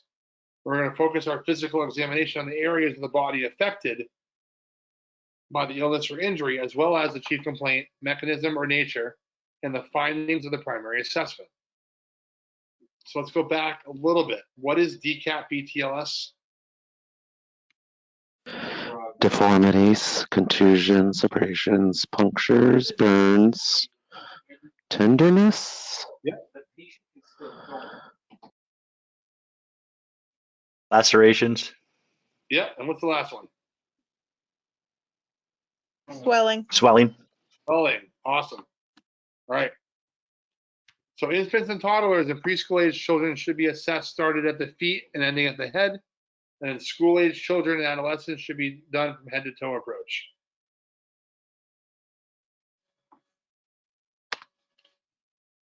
So we're going to start our secondary assessment, physical examination. We'll look at the head for bruising, swelling, and hematomas, and assess the fontanelles in infants. Please do not push on these, okay? Just rub your finger over them just to kind of feel if they're bulging or depressed.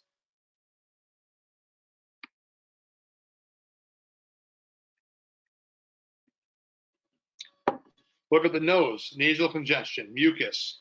That can cause respiratory distress. So a gentle bulb or catheter suction may bring some relief by suctioning the nostril.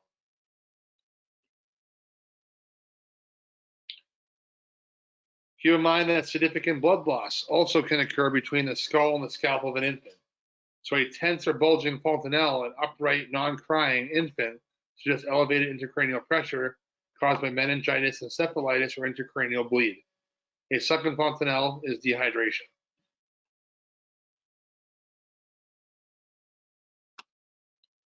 We're going to look at the ears for drainage of the ear canals. Leaking blood suggests a skull fracture. Check for bruises behind the ears, which is called battle signs. A late sign of skull fracture with battle sign. And the presence of pus may also indicate an ear infection or perforation of the eardrum. We're going to look at the mouth, and in trauma patients, look for active bleeding and loose teeth, and note the smell of the breath as well. Why do we want to note the smell of the breath? Diabetic emergency.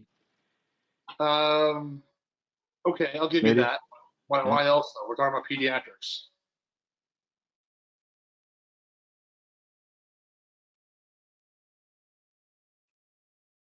So we got the diabetic fruity smell, right?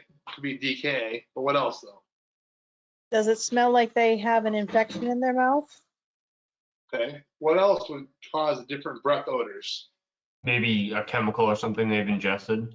Exactly. Yep. Chemical ingestion. Right. Smell the breath. If you smell something that doesn't smell normal, it could be a chemical they ingested as well. We're going to examine the area near the trachea for swelling or bruising. If the pediatric cannot move the neck and has a high fever, Meningitis. right, bacterial and or viral. All right. So neck pain, high fever, think meningitis. Right. And you got to protect yourself because if it's viral, it's contagious. I mean, bacterial, it's contagious. Examine the chest for penetrating injuries, lacerations, bruises, or rashes. If the patient is injured, feel the clavicles and every rib for tenderness or deformity. You need to have a good hands-on assessment, palpate. Look at the back. Inspect the back for lacerations, penetrating injuries, bruises, or rashes. We're going to palpate the abdomen for distension. We're going to gently palpate the abdomen and watch for guarding or tensing of the abdominal muscles, which could suggest infection, obstruction, or intra-abdominal injury. We're also going to note the tenderness or masses and look for any kind of seatbelt abrasions or bruising as well. We're going to look at the extremities and assess for symmetry, make sure everything's round and where they're supposed to be.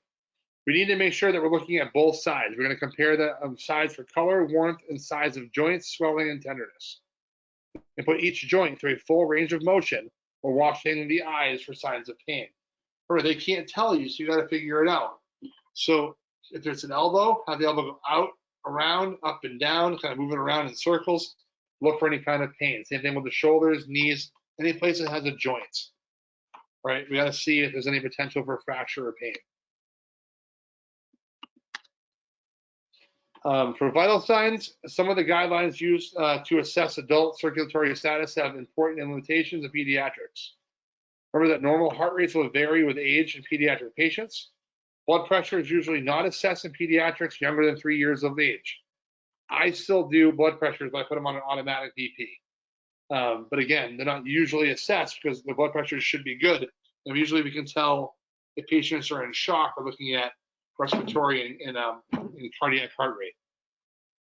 This offers little information about the pediatric circulatory status and is very difficult to obtain. So again, checking it on your own through stethoscope can be very hard to hear. That's why we utilize cardiac monitors for non-invasive blood pressure monitoring.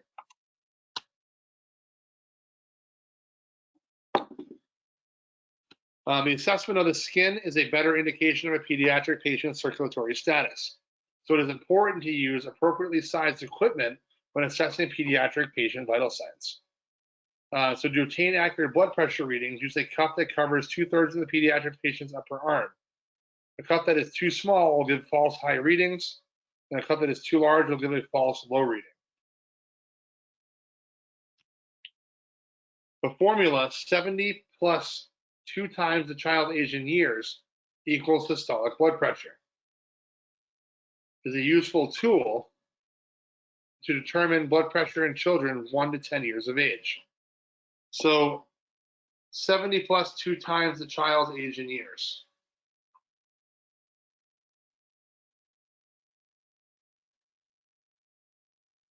Respiratory rates may be difficult to interpret as well. So count the respirations for at least 30 seconds and then double that number if counted at 30 seconds.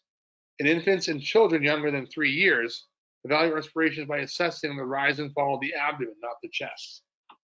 Right? Remember, they're belly breathers.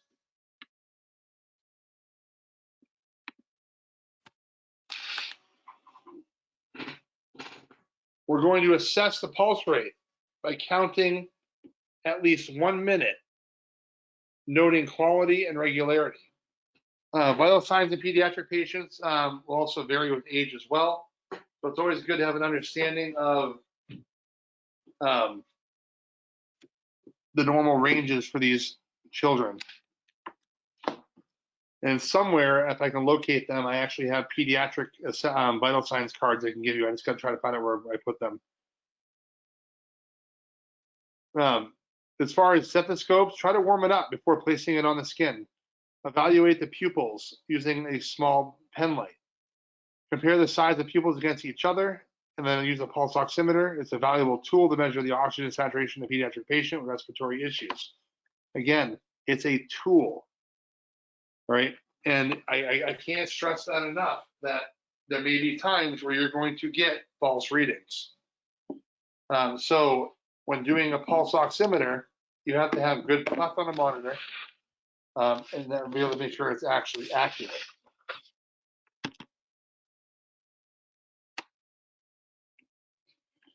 Then we're going to talk about reassessment. So we're going to reassess the patient and the patient's condition as necessary. So we're going to obtain vital signs every 15 minutes if they're stable, every 5 minutes if they're unstable, and continually monitor respiratory effort, skin color and condition, and level of consciousness or their interactiveness. Now, if mom is in the back of the ambulance, mom or dad or a parent, just ask them, is your child starting to become more normal?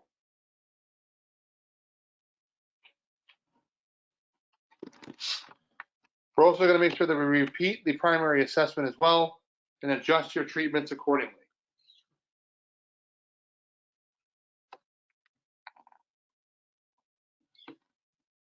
As far as interventions go, the parents or caregivers may be able to assist. So they may be able to calm or reassure the child. So if you can have mom or dad out back with you for the transport, that's a really good option to have.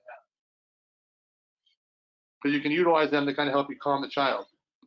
Often will also be well versed in their children's medical conditions. Now, if you have a child 3 years old, they're not going to know their medical conditions very well.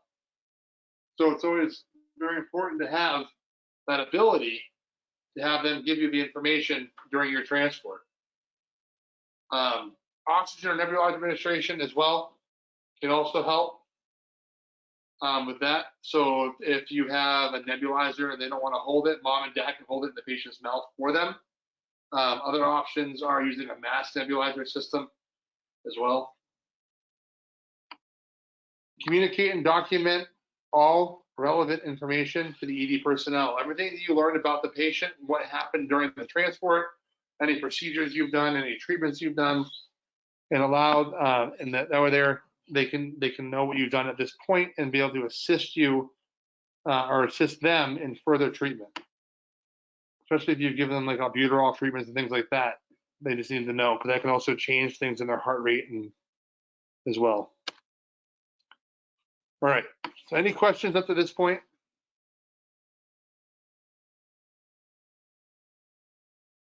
Are we doing okay? No question. You're doing good. No. Yeah, All right. So let's get into respiratory emergencies and management. Like I said, this is going to be a very long chapter. So respiratory emergencies are problems that are they're the leading cause of cardiopulmonary arrest in pediatric populations. Failure to recognize and treat will lead to death. We have to pick up on pediatric respiratory symptoms right away. Because like I said, they can compensate and compensate and compensate. And next thing you know, they're decompensating and we just can't keep up at that point. Next thing you know, they go into respiratory failure, then they go into cardiopulmonary arrest. So we have to start CPR. So let's look at those signs and symptoms. During respiratory distress, a pediatric patient is working harder to breathe and will eventually go into respiratory failure if left untreated. The early stages of respiratory distress, you may note, changes in pediatric behavior such as combativeness, restlessness, and anxiety. What are some other signs and symptoms that you're going to pick up on for increased work of breathing?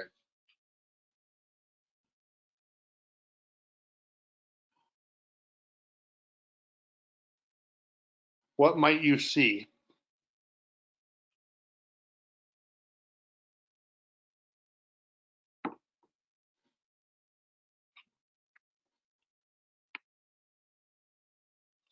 So I'm seeing accessory muscle use on the text. What else we got?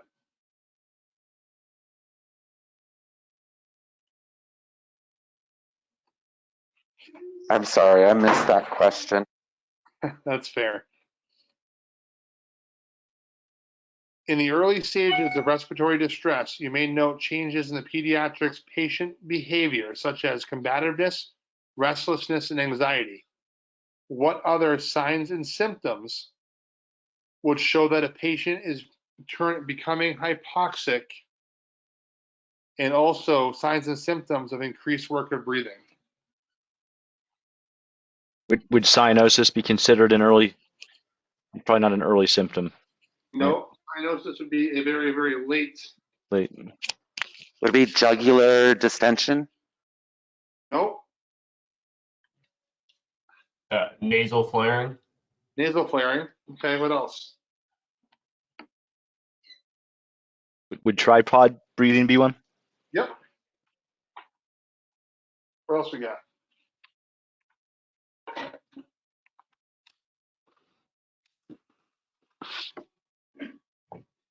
How else can you tell a patient's becoming hypoxic?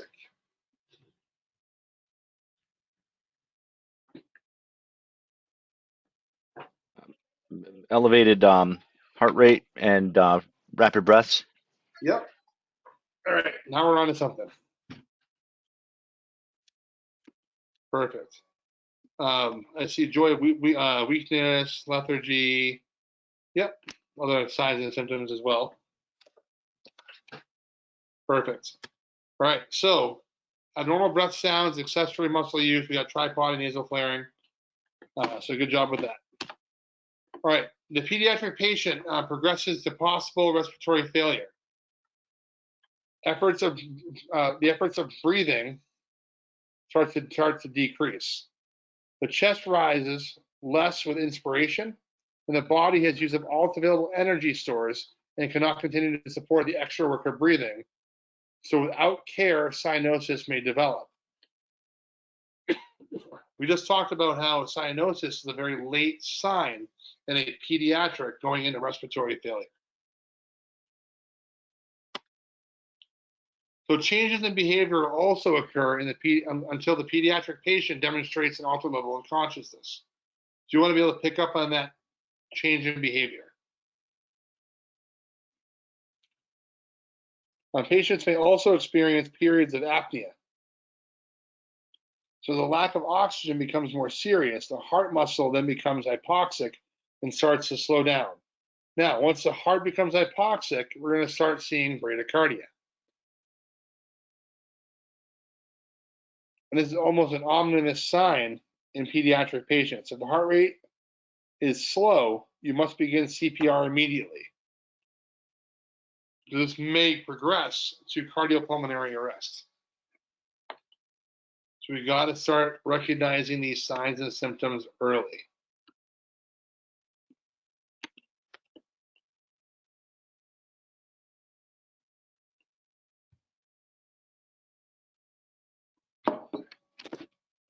So respiratory failure does not always indicate airway obstruction. It may indicate trauma, nervous system problems, dehydration, or a metabolic disturbance. So a pediatric patient's condition can also progress from respiratory distress, respiratory failure at any time. So you don't know when it's going to happen. Which is why we got to catch that respiratory distress early and start doing aggressive treatment. You must also reassess the patient frequently as well, as a child or infant respiratory distress needs supplemental O2 quickly. So for infants and children in possible failure, we're going to assist ventilations with a BVM via 100% oxygen and allow the pediatric patient to remain in a comfortable position, usually on the lap of the caregiver or a parent. Now, if they're coming borderline failure, at that point in time, the patient needs to be lied down flat on a stretcher, and we need to start assisting ventilations and get ready for CPR. Children can have obstruct their airway with any object they can fit into their mouth. If it can fit in the mouth, they can put it in, they can choke on it. In cases of trauma, look for missing teeth. Teeth may have become dislodged into the airway and block the airway. So take a look at the mouth. You have to do an oral inspection.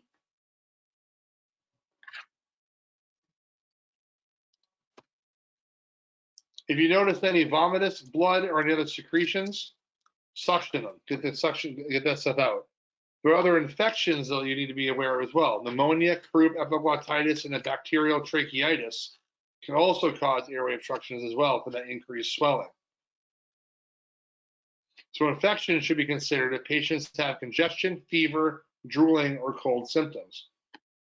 Croup is also another infection of the airway below the level of the vocal cords. Epiglottitis is an infection of the soft tissue in the area around the vocal cords, which can cause significant swelling due to the infection, which will also cause a high fever and drooling as well. If we suspect epiglottitis, please do not put anything into their mouth. You give them blow by oxygen and do your best not to make them cry.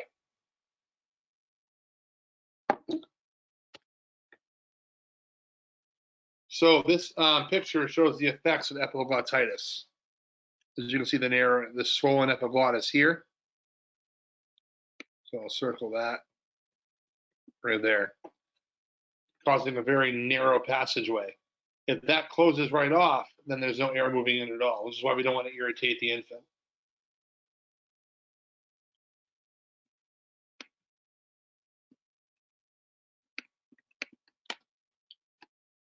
All right. So obstruction of a foreign object may also involve the upper and or lower airway. So there may be a partial or complete. So a complete airway obstruction means no air movement. A partial airway obstruction means there's still air movement going by.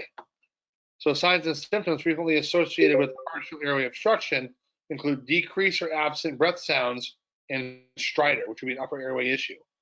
Stridor is usually caused by swelling of the area surrounding the vocal cords or upper airway obstruction. Infants or children with a complete airway obstruction will not make any sounds, will have no breath sounds, and will become rapidly cyanotic.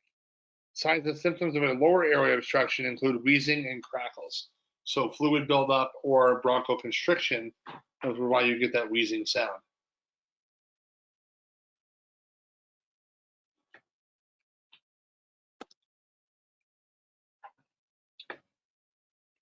So the best way to oscillate breath sounds in a pediatric patient is to listen on both sides of the chest and the level of the armpit.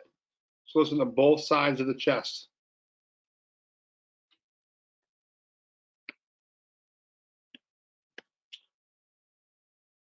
Then you want to immediately begin treatment of a pediatric patient with an airway obstruction. Right off the bat, start your treatments. If the patient is conscious and coughing forcefully, and someone saw him or her ingest a foreign object, encourage the child to continue to cough to clear the airway. If this does not remove an object, do not intervene except provide supplemental oxygen. However, allow the patient to remain in whatever position is most comfortable and monitor his or her condition during transport.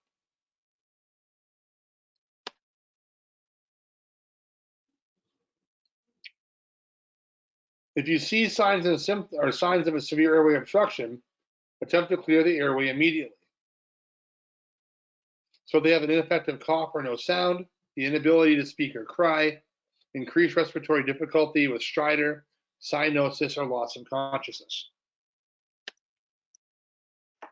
If an infant is conscious with a complete airway obstruction, perform the 5 back blows followed by 5 chest thrusts, which you guys will be learning on Sunday for CPR. Position the infant face down on your forearm, supporting the jaw and head and neck, and slap the back forcefully 5 times with the heel of your hand. And if the airway does not clear up, then flip them onto their back and perform 5 chest thrusts. The only difference is repeat the process until the obstruction clears or until the infant becomes unconscious.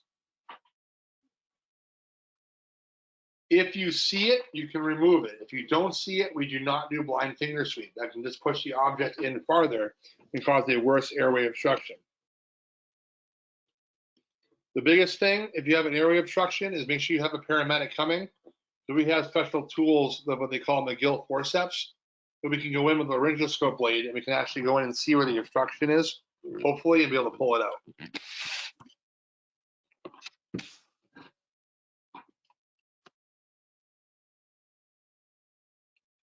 If a child is conscious with a complete airway obstruction, perform abdominal thrust or Heimlich maneuver. For a child, infants are the back blows, chest compressions. Continue until the obstruction is relieved or the child loses consciousness. We're going to use a head tilt chin lip and a finger sweep to remove any visible foreign bodies in the unconscious patient. Chest compressions are recommended to relieve a severe airway obstruction if the unconscious pediatric patient.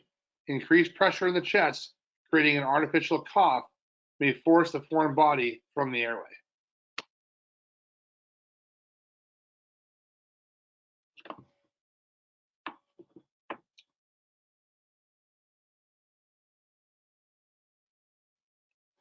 All right, we're going to finish up asthma, then we'll take 10 minutes to come back and we'll keep plowing through this. So asthma is a condition in which the smaller air passages of the bronchioles become inflamed, they swell, and they produce excessive mucus, leading to difficulty breathing. This can be a true emergency if not promptly identified and treated. So according to the Centers of Disease Control, the CDC, 10% of children in the United States have asthma, and in 2007 alone, 185 children died from this. Common causes of an asthma attack include upper respiratory infection, exercise, exposure to cold air, smoke, or emotional distress. Signs and symptoms of asthma would be characteristic wheezes as the patient attempts to exhale through partially obstructed lower airway passages. Remember that they are obstructed by mucus. In other cases, the airway is completely blocked and no air movement is even heard. Cyanosis and respiratory arrest may develop quickly if this happens and they swell to that point where they can no longer move air. And a tripod position allows for easier breathing for these patients. So, treatment of the pediatric patient with asthma, if possible, if the pediatric patient assume a position of comfort, administer supplemental oxygen via a route that is tolerated by the child, assist in a bronchodilator like an MDI or metered-dose inhaler with a spacer mask device may be administered based on local protocol, which you can do with med control. Often the parents or caregivers have attempted multiple doses of albuterol. In this case, you need to have ALS en route. So we have other medications that can assist to keep that airway open. If you need to assess ventilation or assist ventilations, use slow, gentle breaths. Please do not force that air in, nice and slow. Resist the temptation to squeeze the reservoir bag hard and fast like we normally do. Okay? Nice, easy, slow breaths. So a prolonged unrelieved asthma attack may progress into status asthmaticus, which is something that is not relieved by simple measures. So we're going to administer, this is a true emergency, and we're going to administer oxygen and provide rapid transport to the emergency department. If the patient becomes so exhausted, he or she may stop struggling to breathe, and the patient is not receiving and is likely not breathing at all. So you want to manage the airway aggressively, administer oxygen, transport promptly, and consider having ALS en route. There are a lot of things that paramedics can do or ALS can do for this pediatric patient that has an asthma attack. All right, we've been at this now for 2 hours. Let's take 10 minutes. So we'll come back at 8:12 and we'll keep going.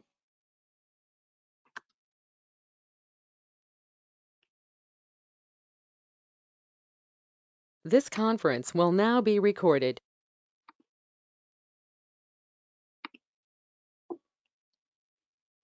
All right, so they're going to call me back. Let me know what's going on a little bit. So if that happens, I'll just mute for a minute. All right, so let's talk about pneumonia. So leading cause of death in children.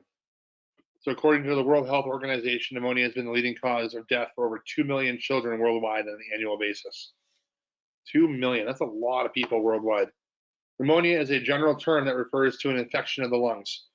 These need to be treated. They need to be treated quickly, and we cannot do much treatment in the back of the unit other than help them perfuse appropriately. So giving them the oxygen they need to make sure they're not hypoxic, but what they need is antibiotics. So pneumonia is a general term that refers to an infection in the lungs. It's often a secondary infection which occurs after a pre-existing infection such as a cold. People don't normally just get pneumonia. Usually it's secondary for something else. It can also occur from a chemical ingestion or a direct lung injury such as a submersion incident, so fluid getting into the lungs through water. Children with diseases causing immunodeficiency are also at an increased risk for developing pneumonia as well. And the incidence is greatest during fall and winter months. We start getting that cold air into the lungs. And with COVID, I think they say they get COVID pneumonia now. Yep, COVID pneumonia, yep, as well. Other things to also consider is what they call aspiration pneumonia. So we talked about the chemicals or whatever, but even food, if that gets into the lungs, remember, it's not meant to be there, so that can also cause an infection. So that's why it's so important that when a patient vomits, whether it be adult or pediatric, that we have suctioning readily available, because they can't maintain their own airway and they take a breath in, all that vomit is going to go down in the airway, causing a pretty nasty pneumonia and a lung infection.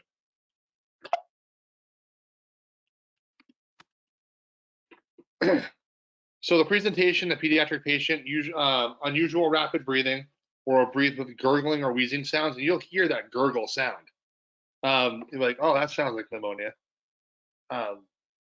You'll also see nasal flaring, tachypnea, hypothermia, or fever, depending on how bad the pneumonia is, if it became septic or not. Unilateral diminished breath sounds or crackles over the infected lung segments. So you'll have lung sounds diminish over one side, because pneumonia is usually lobe specific. So how many lobes do we have on the left side?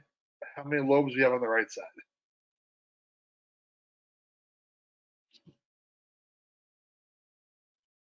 How many lobes do we have total? The right side has 3 and the left side has 2 lobes Correct. So why does the left side only have 2? because of Because the of the heart. heart.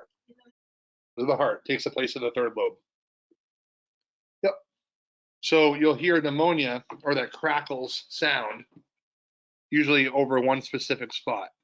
That's why they usually say, oh, they have upper lobe, lower lobe pneumonia when they do the chest x-ray. And that's how they're going to be definitive with pneumonia, is they're going to do a chest x-ray and look for that patchy whiteness. They'll see over one lobe and they'll say, oh yeah, that's pneumonia. And then they'll do other testing as well to check for sepsis. And this is kind of off topic, but one of the things they use is a procalcitonin blood draw to check for the pneumonia side of sepsis, along with lactic and things like that. All right, so treatment of pneumonia in the pediatric patient, we're going to provide treatment. Primary treatment will be supportive care. Oxygen is needed. Monitor the patient's airway and breathing status. Keep them sitting up. Please do not lie them down. It will actually make them worse for breathing. Administer O2, and if the child is wheezing, then administer a bronchodilator if your EMS system allows you to do so. Remember, we cannot diagnose it in the field, even though we pretty much know what it is when we hear it. But it has to be diagnosed and confirmed in the hospital. They do that, like I said, through chest x-ray. Croup is a laryngeotracheal bronchitis, which is an infection of the airway below the level of the vocal cords, usually caused by a virus. Still an upper airway issue, though. All right. Typically seen in children between ages 6 months to 3 years, but I've seen it even in 10-year-olds before. So, again, but usually common between 6 months and 3 years old. Easily passed between children as well. And the disease starts with a cold, cough, and a low-grade fever, and then develops over 2 days. The hallmark sign of croup are stridor and a seal bark type cough. Croup often responds well to the administration of humidified oxygen. Usually it's warm humidified oxygen is the best one to utilize. And bronchodilators are not indicated for croup, as they can make the child worse. What these patients actually do need is something called racemic epi, so nebulized epinephrine to help vasoconstrict. Another indication of that would be looking at something called steeple sign in an x-ray. All right, hold on one second. This conference will now be recorded. All right, I'm back. All right, so really the diagnosis for this would be hearing that that seal bark cough, that stridor sound. A lot of times that when you get to the scene for patients that have croup, usually it's gone because they will either put them into a hot, steamy shower, which help reduce the swelling, or they brought them outside into the cold, which also help reduce the swelling. Does not mean that it's gone. They might still need some treatments.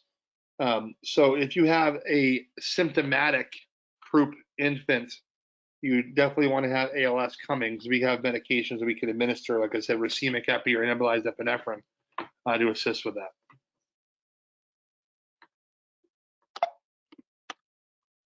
Epiglottitis is a bacterial infection of which is a supraglottic, what they call supraglottitis or epiglottitis. It's an infection of the soft tissue in the area above the vocal cords. Basically, the epiglottis is swollen. Bacterial infection is the most common cause of this, and since the development of the vaccine against one organism that causes epiglottitis, the incidence of the disease has dramatically decreased. However, it's still there. In preschool and school-age children especially, the epiglottis can swell 2 to 3 times its normal size. But children with this infection look ill, report to have a very sore throat, and they have a high fever. Will often be found in a tripod position, and they'll be drooling. So that's one of the key indicators, is this right here, the drooling part, right? That and the high fever. If you have those, it's probably going to be epiglottitis. Right? If you see it, we do not treat that in the field. Okay, that's something we just don't touch, because any kind of irritation to the epiglottis can cause significant issue. Bronchiolitis, a specific viral illness in newborns and toddlers, often caused by respiratory syncytial virus, which is called RSV, which causes inflammation of the bronchioles. RSV is highly contagious and spread throughout coughing and sneezing. So this virus can survive on surfaces, and the virus tends to spread rapidly through schools and child care centers. So usually if we have one, we usually see a lot more coming in later on.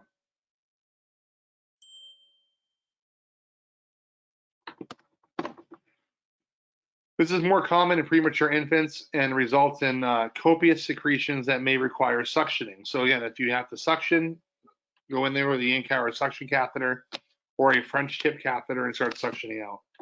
This occurs within the first 2 years of life and is more common in males. Most widespread in the winter and early spring, where the bronchioles become inflamed, swell, and fill with mucus. Airways of the infants and young children can also easily become blocked. So you want to look for signs of dehydration, shortness of breath, and fever. So treatment of bronchiolitis in the pediatric patient: display a calm demeanor when approaching. Allow the patient to remain in a position of comfort. Treat airway and breathing problems as appropriate. So if they're hypoxic, we can give them oxygen. Humidified oxygen is always helpful, but not a lot of ambulances carry the humidified oxygen setups. They also want to consider ALS backup just in case the airway closes up, or they have to give other kind of medications to help with bronchodilation.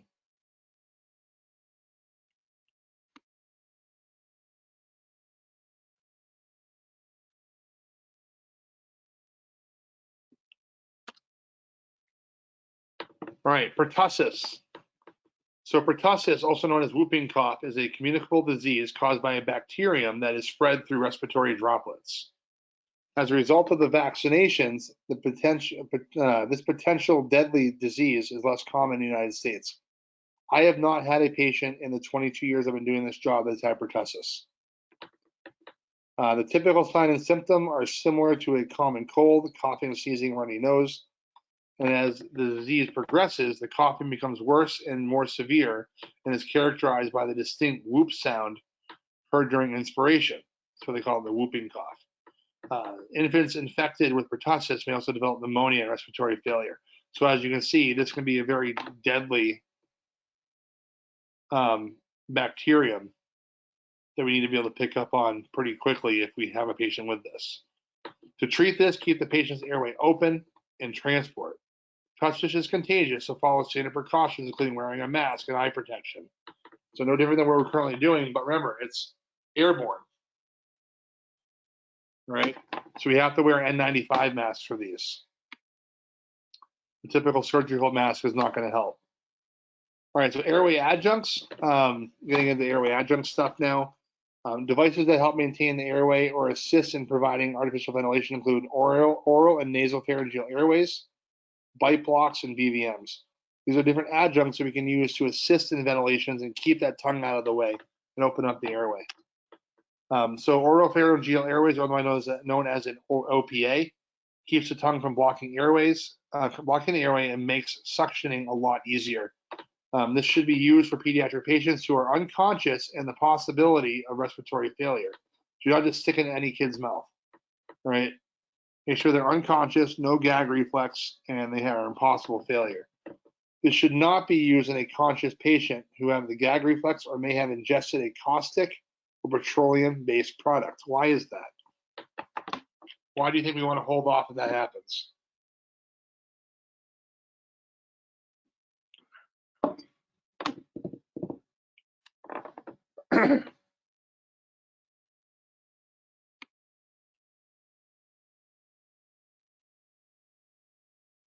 Well, You guys- they might throw up.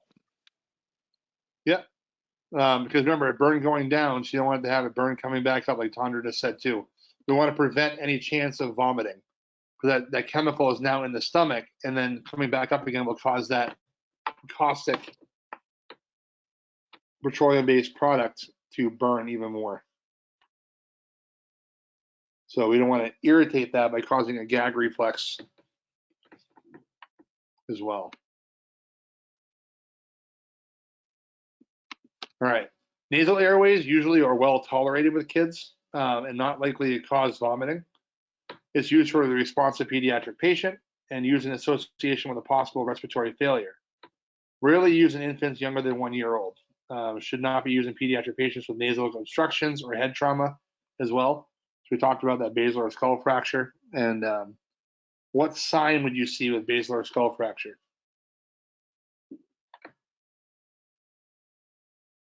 What is that called?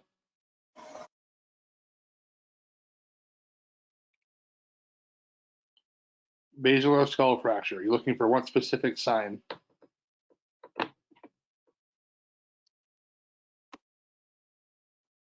All right, Tondra, you got it right.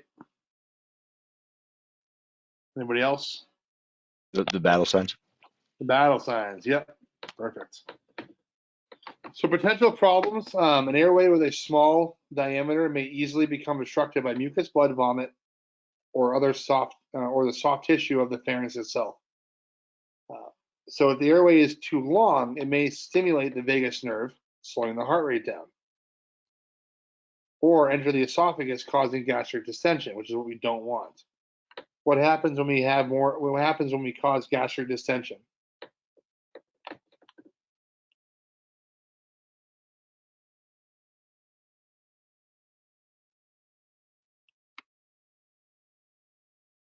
What happens if we cause gastric distension?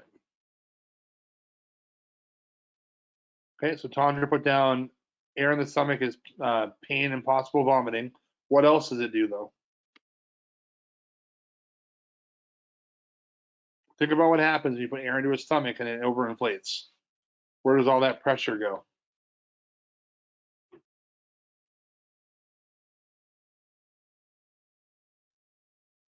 So hopefully we don't burst the stomach, but Yeah. it's bigger and bigger. What happens? So would it put pressure on the diaphragm, making it harder for you to get air into the lungs? Correct. And it can also cause the heart not to be able to pump effectively. That's why it's so important not to overventilate these patients and only look for chest rise only and not give the full bag when you squeeze. Right? We give just enough for chest rise. Anything more than that can cause the air to go down into the stomach. So we want to make sure that doesn't happen. This also may cause a spasm of the larynx and result in vomiting if inserted into a responsive patient. The nasopharyngeal airway should not be used when pediatric patients have facial trauma because the airway may tear soft tissues and cause bleeding into the airway. Blood is bad. It takes literally less than a teaspoon of blood to get into your stomach. And that can actually trigger nausea and vomiting.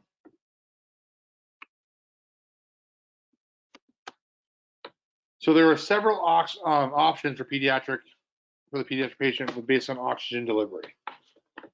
In treating an infant or children who require more than the usual 21% oxygen found in room air, you have several options. You can do blow-by at 6 liters per minute, which provides more than 21% oxygen concentration. You can do a nasal cannula, which provides up to 24 to 44% oxygen. A non-rebreather, which provides up to 95% oxygen. And a bag valve mask, which will provide up to 100% oxygen. You may want to know those numbers for your national registry. So I'll leave this on here for a second. Anybody's taking notes, take a screenshot, doesn't matter. These numbers you are going to see on the national test. So please take note.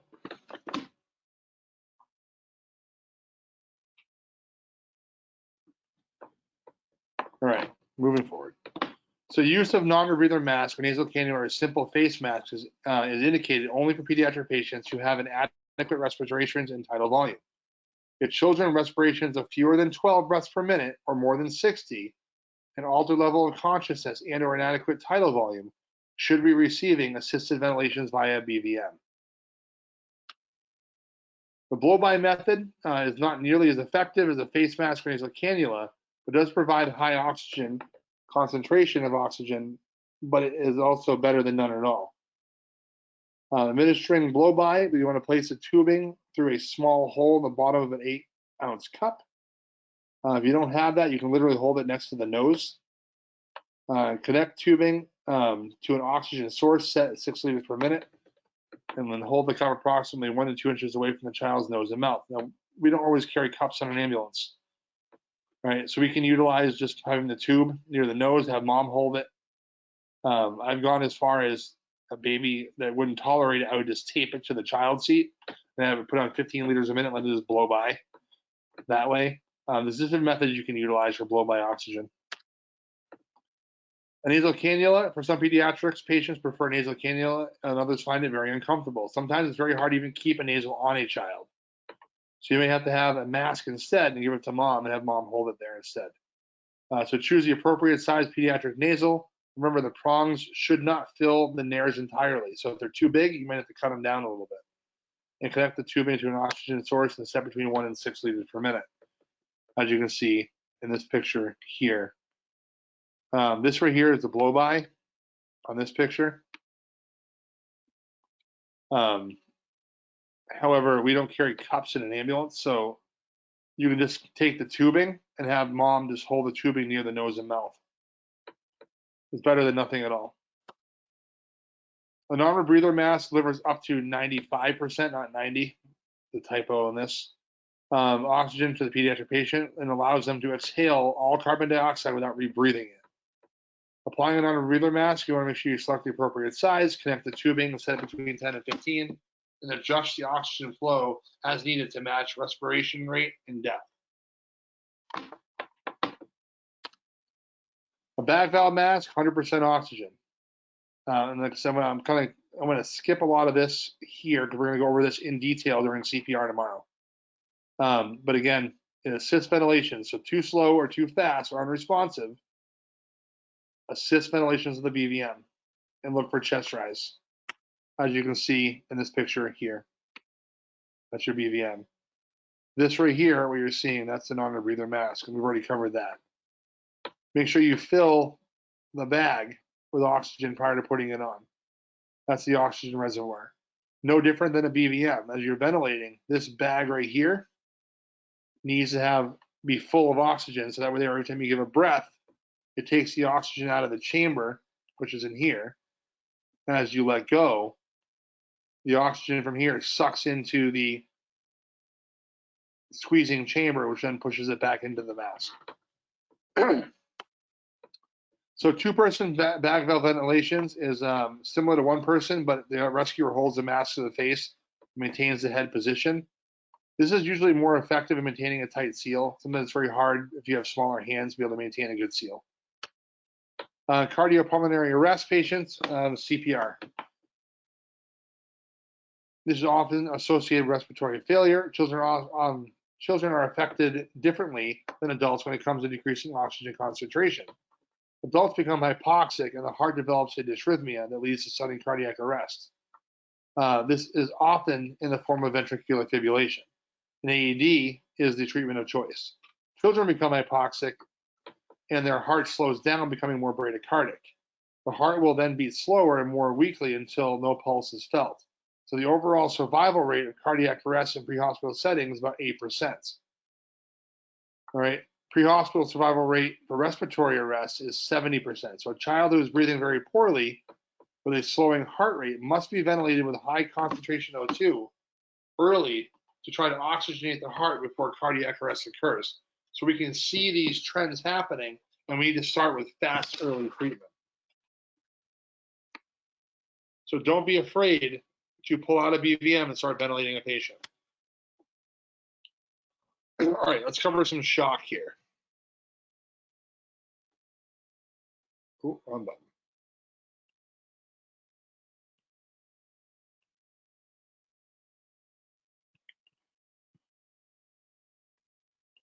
Oh, 1 second. Okay.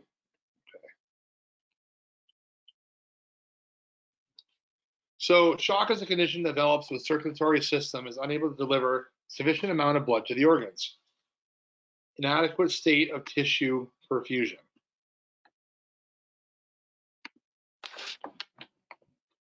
This results in organ failure and eventually to cardiopulmonary arrest. Remember that compensated shock is the early stage of shock when the body can still compensate for the blood loss. Remember, in pediatrics, they can compensate, and then they decompensate very quickly versus an adult, where you'll actually see it trend down. Decompensated shock is the later stage of shock when the blood pressure starts to fall. All right, so we have tachypnea, tachycardia, but then blood pressure starts to fall. Now we're dealing with decompensated shock. So in pediatric patients, the most common cause of shock include trauma with blood loss, especially abdominal trauma, dehydration from diarrhea or vomiting, severe infection, sepsis, neurological injury such as severe head trauma. Other causes would include severe allergic reaction, anaphylaxis, insect bite or food allergen, diseases of the heart, collapsed lung like a tension pneumothorax, blood or fluid around the heart like a cardiac tamponade, or pericarditis. So I go back to the cardiac tamponade. What are the 3 things we look for in cardiac tamponade? Muffled heart sounds. Yep. Decreased pulse pressure. Narrowing. Or narrowing. Yeah. Yep. What's the last one? Tachycardia. JVD. Jugular JVD. vein. JVD. Thank you. Yeah. There you go. I tried to write it with my mouse. JVD. Yeah. And what triad is that called again? X. X. Perfect. Love it. So glad you guys remember that. That's awesome. So pediatric patients respond differently than adults to fluid loss. Pediatric patients may respond by increasing their heart rate, increasing respirations, and show signs of pale or blue skin. We see that they need to be given fluids. Call for ALS, IV therapy. Signs of shock in children are as follows: tachycardia, poor cap refill less than 2 seconds, mental status change. So begin by treating shock by assessing ABCs and intervening as required. There's not a lot we can do. Keep them warm, give them oxygen, call for ALS. If they're obvious life-threatening external hemorrhage or becomes compression area, circulation area breathing, because bleeding control is the most critical step.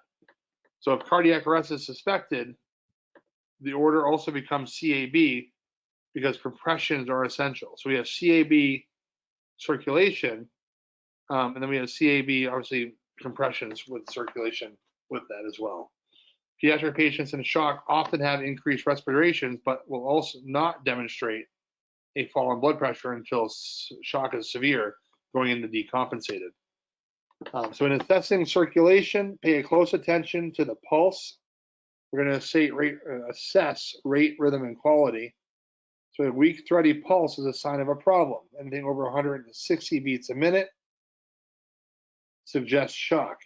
Skin signs would be assessing the temperature and moisture of the hands and feet. Are they cold to the touch? Cap refill, less than 2 seconds. We're going to assess skin color changes, changes in the pulse color and skin signs and capillary refill time are all important clues that suggest shock. Blood pressure is the most difficult vital sign to measure in a pediatric patient because it's very hard to hear. Blood pressures may also be normal with compensated shock, as you would see something different in an adult. So we're going to assessment should also include talking with the parents, caregivers to determine whether the signs and symptoms first appeared, when they did, and whether any of the following occurred: decreased urine output, absence of tears, a sunken fontanelle, or changes in level of consciousness and behavior. So we need to ask these questions when assessing the pediatric. We're also going to limit your time, your management to simple interventions. Don't waste time performing field procedures. Get this patient to the hospital. Ensure the airway is open and prepare for artificial ventilation and control bleeding. Very simple at the BLS level. Get this stuff done. Oxygen therapy, keep them warm, ventilate as needed.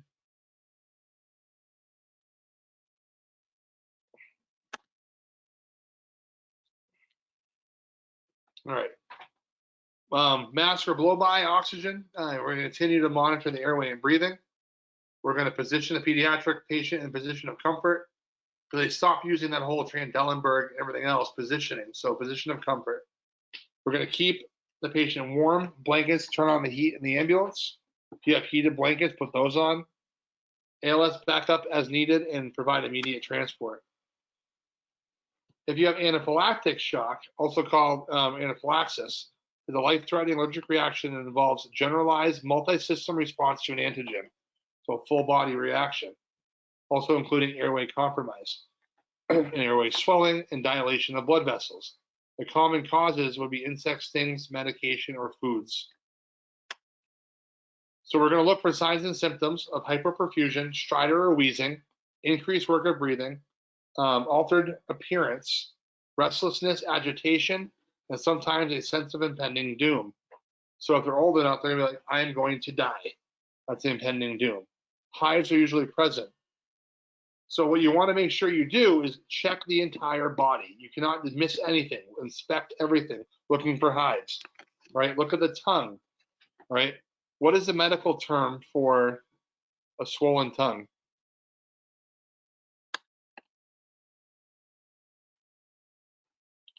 You guys remember that?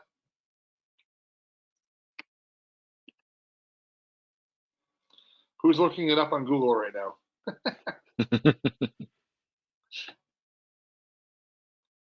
What's another name for it?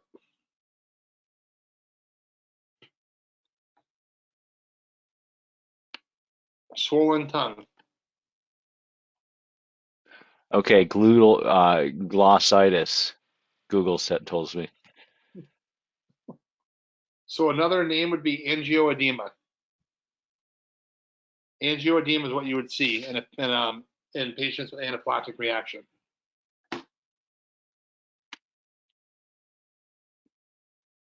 And on a side note, going to the adult side for a minute, if you have a patient that, let's say, developed angioedema, one of the things you can look for in that is look at their medication list, because lisinopril, even though they've been taking it for a while, an ACE inhibitor, can actually cause angioedema and severe reaction. So if you have an unexplained reaction, look at their med list.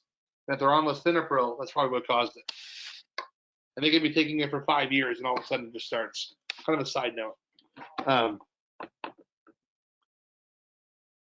So with anaphylaxis, obviously treat, allow the caregiver to assist positioning, and assist with an FB auto injector. We do not carry auto injectors anymore because they're so expensive. So EMTs go through the Ready Check Inject program, which you guys will be going through at one of your last Sunday classes. So you have the ability to drop epinephrine into a syringe and administer it. The auto injector for pediatric, the pediatric dose, and you're going to be tested on this, is 0.15 milligrams. Pediatric epinephrine auto injector dose, 0.15 milligrams. All right, you guys got it? I'll even type it in, 0.1. Oh, what did I just do? 0. I don't know what's going on. I give up. I can't type it in. All right, 0.15 milligrams. That just made the screen go black. That was odd. All right, moving forward. Bleeding disorders. Hemophilia is a congenital condition in which the patients lack normal clotting factors. All right, there's different clotting factors in the body. Usually it's like factor 8 is the one that causes a lot of the missing factor for hemophilia. It's a congenital condition. Most forms are hereditary and are very severe. Predominantly found in male population where bleeding may occur spontaneously. All injuries become serious because blood does not clot. So we're going to transport immediately and do not delay to apply a tourniquet for life-threatening hemorrhage because they will bleed out and they will die because they don't have the ability to stop the bleeding. For altered mental status, we use something called AEIOU TIPS. All right. This reflects major causes of altered mental status. So alcohol, epilepsy, endocrine electrolytes, insulin, opiates and other drugs, kidney failure, uremia, trauma, temperature, infection, poisoning, psychogenic causes, and then shock, stroke, seizure, syncope, space-occupying lesion, and a subarachnoid hemorrhage.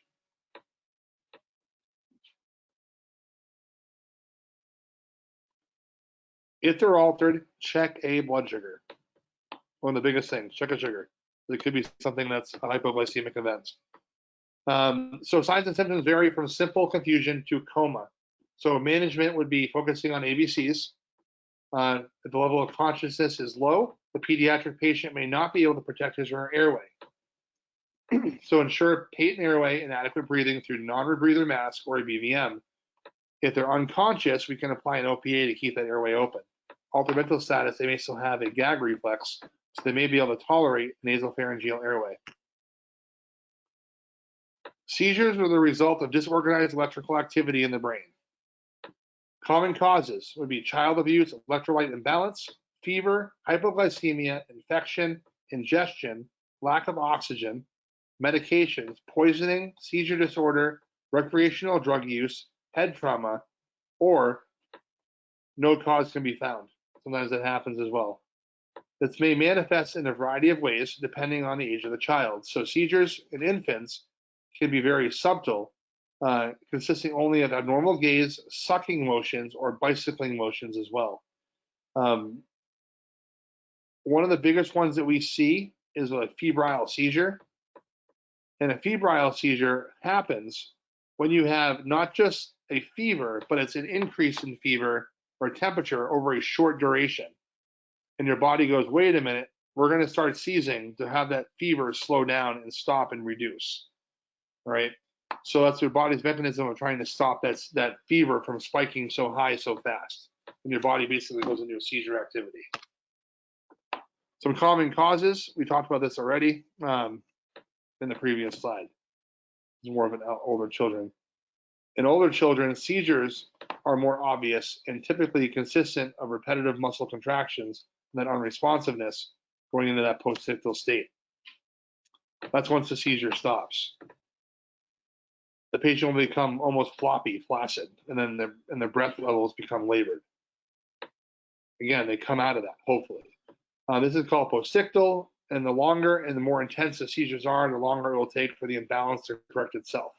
So once the pediatric patient regains normal level of consciousness, the post-ictal state is now over. So they have to be able to wake up and actually either have a conversation with you and or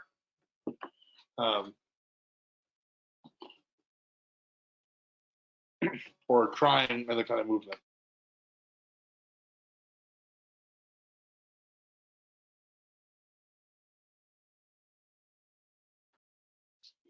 All right, status epilepticus.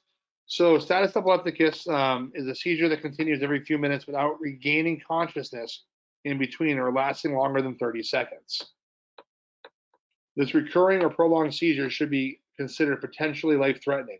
Remember, when they are seizing, they are not breathing.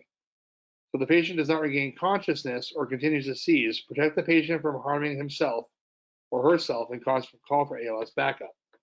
These patients need advanced airway management and medications to stop the seizure, and only paramedics carry that medication. So management would be securing and protecting the airway are your priority. Position the head and neck as needed.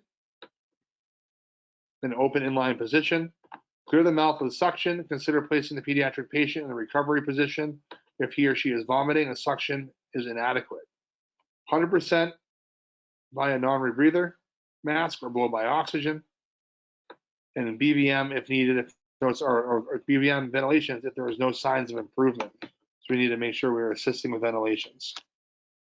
Some caregivers will have given the child a rectal dose of diazepam or diastat, which is Valium, prior to your arrival. So you want to monitor breathing and levels of consciousness carefully and transport to the appropriate facility. Remember, they got Valiums. That's a pretty heavy sedative for pediatrics. And it's a rectally administered medication, which EMTs can assist with as long as it's the patient prescribed and the mother doesn't feel comfortable doing it. Meningitis obviously is an inflammation of tissue, the meninges, that covers the spinal cord of the brain. This is caused by an infection by bacteria, virus, fungi, or parasites. And if left untreated, it can lead to brain damage or death. So being able to recognize in a pediatric patient meningitis is an important skill to have. So what would you see as some of the signs and symptoms of meningitis again? Stiff neck. Yep. Stiff neck.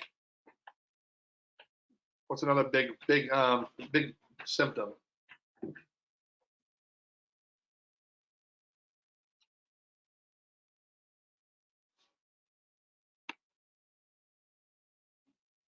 Another symptom. One more. I want to say headache or nausea. They may have a headache, but what else? What's another big one that they're going to have? The way they're breathing. Oh, go with temperature, fevers. The fever and stiff neck are two big indicators of meningitis. So individuals at greater risk: males, newborn infants, compromised immune system by AIDS or cancer, history of brain, spinal cord, or back surgery, children who have had head trauma, children with shunts, pins, or other foreign bodies in their brain or spinal cord, especially children with VP shunts.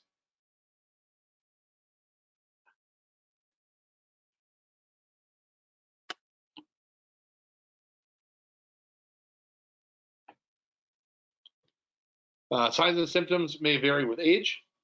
With this, so fever and altered level of consciousness, we got to look for.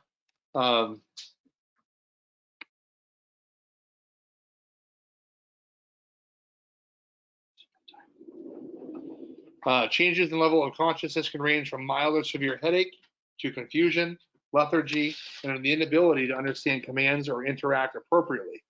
The child may also experience a seizure, which may be the first sign of meningitis.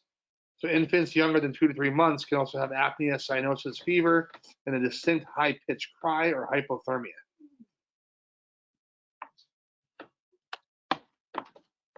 So meningeal irritation or meningeal signs are terms used by doctors to describe the pain that accompanies movement.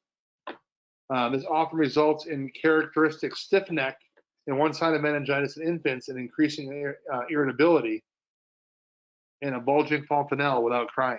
So we have the intracranial pressure looking at that bulging fontanelle.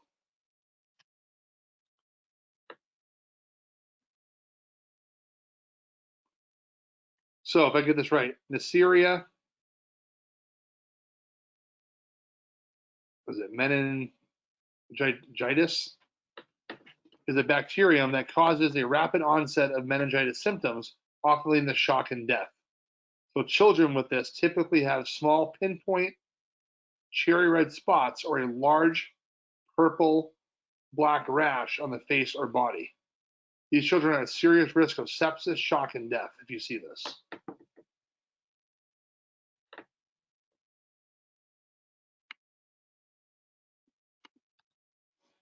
This is what it would look like here.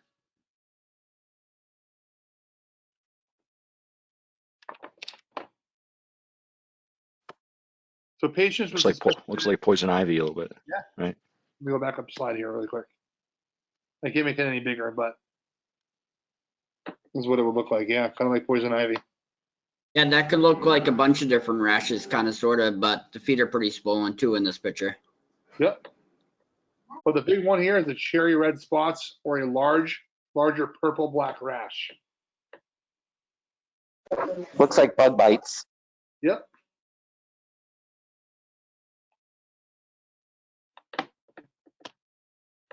So patients with suspected meningitis should be considered contagious.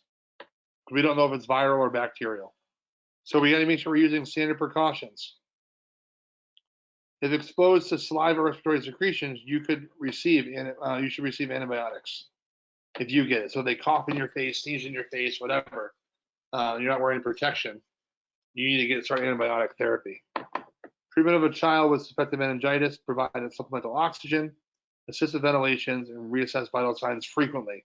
These patients here should be getting them every 5 minutes. All right. It is 9 o'clock. Let's take 5 minutes. We'll come back and finish up. We're about 3/4 of the way done, so we're getting there. Let's take 5. This Look at this. conference will now be recorded. So with pediatrics, never take a complaint of abdominal pain lightly, because this could actually lead into shock. It could be some amount of bleeding occurring as well. So because large amounts of bleeding may occur within the abdominal cavity with any outward sign of shock, it can take a lot of blood in that area. So we're going to monitor for signs of shock, including altered mental status, pale, cool skin, tachypnea, tachycardia, and bradycardia. Right? So I know bradycardia, tachycardia, well, which way is this going? Compensated versus decompensated shock. So complaints of GI origin are common in pediatric patients. There may be ingestion of certain foods or unknown substances, and in most patients, in most cases, the pediatric patient will be experiencing abdominal discomfort with nausea, vomiting, and/or diarrhea. Vomiting and diarrhea, remember, can cause dehydration. Doesn't matter what ages it is, from adults to infants, right? It can cause dehydration where we're taking out so much fluid through the diarrhea process.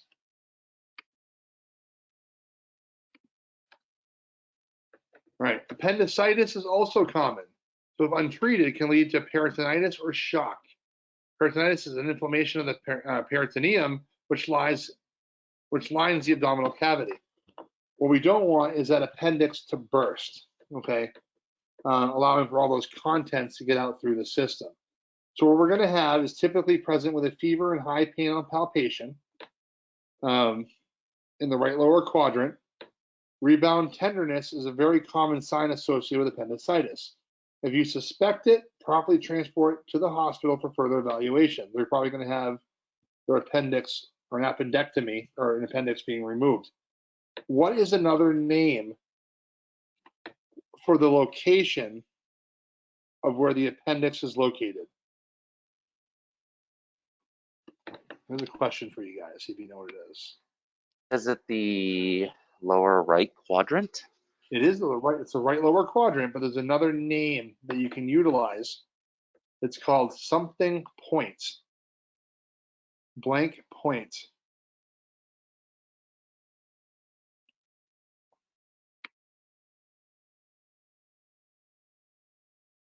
McMurray's or something like that. Very close. McBurney's point. McBurney's point.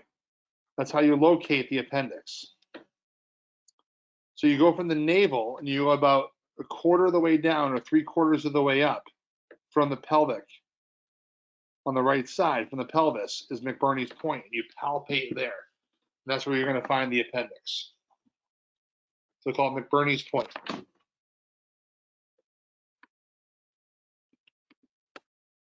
So you want to obtain a thorough history from the primary caregiver. Here are some questions you need to make sure you're asking. One is, how many wet diapers has the child had today? Is your child tolerating fluids? Is he or she able to keep them down? Are they vomiting? How many times has your child had diarrhea and for how long? And when she cries, are tears present? Right? Infants that are very dehydrated will not show tears.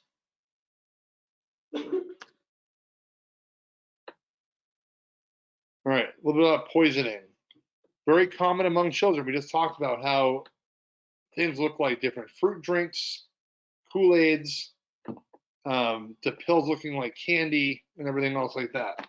All right, so we got to pay close attention to this as well.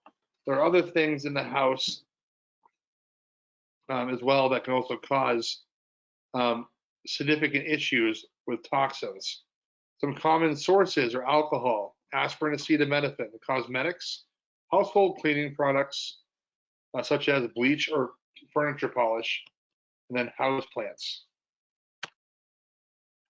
Other common sources would be iron, prescription medications, illicit street drugs, and vitamins.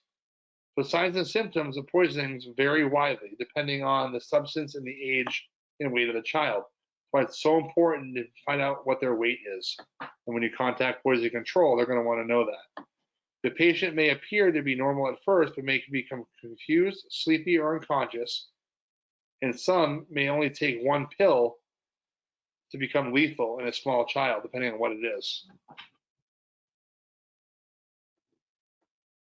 So for those of you who do not have poison control's number, you may want to put that into your phones.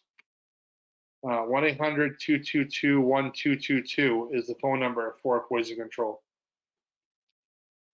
They will be your best friend because they have all the information at their fingertips on how to treat any kind of toxin that goes in the system.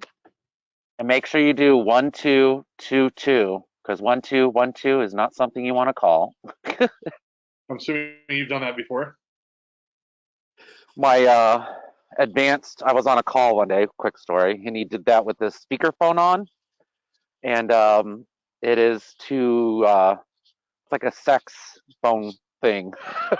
So he was like, "Oh my God, I'm so sorry," because he put 1212 instead of 1222.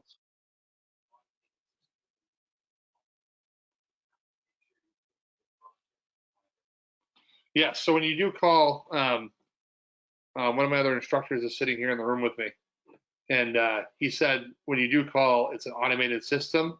You have to check the one that says healthcare provider, so that way they know who they're talking with.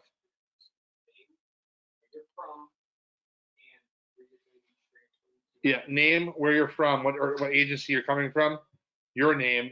I'm assuming probably level of provider. They might ask you that too, and where are you going to transport to? Because what they're going to do is they're going to fax over documentation and notify the hospital of treatment plans.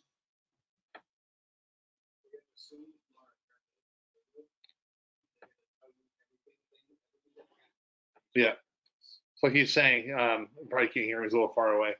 But he said what they're going to do is assume you're a medic, and they're going to give you all the information, including cardiac monitor, what to look for rhythms, everything else. So just be aware and take notes. Right, especially if you're going to get an intercept as well. So be alert for signs of abuse as well. So after you've completed your primary assessment, ask the parent or caregiver the following questions. What is the substance involved or substances? Approximately how much does the substance was ingested or involved in the exposure? What time did the incident occur? We need to know how long it's been in the system for. Are there any changes in behavior or level of consciousness? And was there any choking or coughing after the exposure? Contact poison control.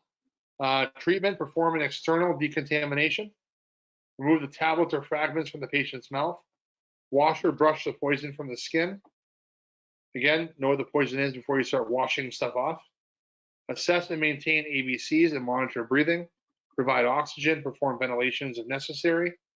If the child demonstrates signs of shock, position supine, keep the child warm, and transport promptly. In some cases, you can give activated charcoal according to medical control or local protocol. Activated charcoal, not intended for pediatric patients who have ingested an acid or alkali or a petroleum product, anything caustic. We don't want that to come back up. Not recommended for pediatric patients who have had decreased level of consciousness to cannot protect their own airway, as they're going to be drinking this slurry, or feeding them this. We do not have at the EMT level the ability to put in an OG tube or NG tube to be able to give them the medication that way. Some common trade names for the suspension form are Instachar, Actidose, or Liquichar. Usually the dose is 1 gram per kilogram of body weight, and the pediatric dose is 12.5 to 25. Take note, you're going to see this on your National Registry exam. 1 gram per kilogram, and usually the dose is 12.5 to 25 grams. Scene safety is probably going to be a really big thing with poison and emergencies also. Depending on the poison, yes. Yeah, depending on what's there. I mean, scene safety is always important no matter what. Either way, I probably shouldn't have worded it that way. But as far as approaching your patient, depending on what they've ingested or what they've come in contact with, is something you need to find out, depending on what it was. Hopefully household products and things that you can get closer to, not something industrial. Dehydration emergencies and management. So with this occurs when fluid losses are greater than fluid intake. So vomiting and diarrhea are the most common causes of dehydration that, if untreated, can lead to shock and death. Dehydration also means that you've lost electrolytes, so you can have different cardiac arrhythmias as well. So these patients need to be given fluids. I know that we don't always have the ability to do so as far as IV therapy, unless you're an ALS provider. So again, keep them warm, oxygen, and ask the appropriate questions, like number of wet diapers, times they've vomited, times they've had diarrhea. This can be life-threatening and can happen in a matter of hours in an infant. So this can be mild, moderate, or severe. Signs and symptoms of dehydration are dry lips and gums, decreased saliva, few wet diapers. Moderate dehydration would be sunken eyes, sleepiness, irritability, loose skin, or sunken fontanelles. And then severe dehydration and mottled, cool, clammy skin, delayed capillary response time, and increased respirations. You also want to look for other signs of dehydration, ABCs, baseline set of vitals, and they may need IV access. As you can see in this picture here, this infant is very dehydrated.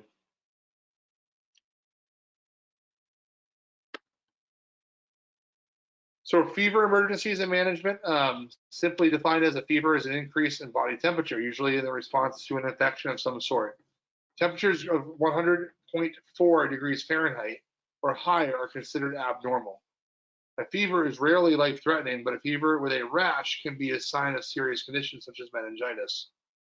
Common causes of fever in pediatric patients include drug ingestion or aspirin, cancer, status epilepticus, or infection. Arthritis, systemic lupus, or high environmental temperatures that are outside.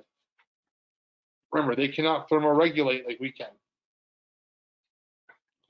Fever is a result of an internal body mechanism in which heat generation is increased and heat loss is decreased. So an accurate body temperature is an important vital sign for pediatric patients. So a rectal temperature is the most accurate for infants and toddlers. You need to get a rectal temp. Older children may be able to follow directions for placing a thermometer under the tongue or underneath the arm, but pediatrics need to get rectal. So depending on the source of infection, a pediatric patient may present with signs of respiratory distress, a stiff neck, a rash, shock, skin that is too hot to the touch, flushed cheeks, seizures, and in infants, bulging fontanelles. Remember, the bulging fontanelle is increasing the cranial pressure. So we're going to assess the patient for other signs and symptoms, such as nausea, vomiting, diarrhea, decreased feedings, headaches as well, and provide rapid transport and manage ABCs.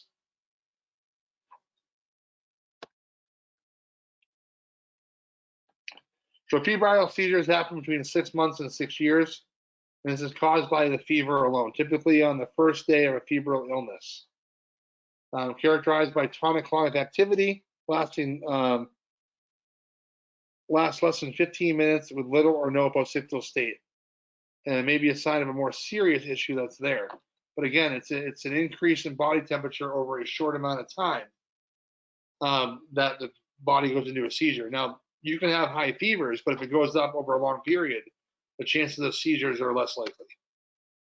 We're going to assess ABCs, provide cooling measures with tepid water, and provide prompt transport. Please do not stick your child in an ice bath. Right? You got to cool them down, not freeze them. Now, as far as drowning emergencies go, take steps to make sure that you are safe first. Drowning, is the second most common cause of unintentional death among children ages 1 to 4 in the United States.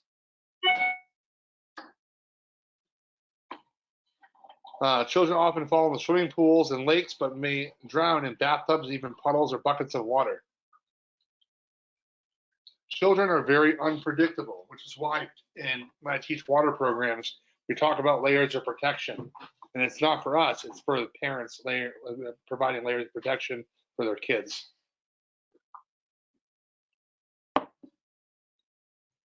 Older adolescents drown when swimming or boating. Alcohol is usually frequently a factor. Principal condition that results in drowning is lack of oxygen. They go underwater, they can't breathe, they either take water in or they have laryngeal spasm and they have a dry drowning that way or close up their airway. So there's two different options of drowning. Saltwater versus freshwater makes a huge difference as well.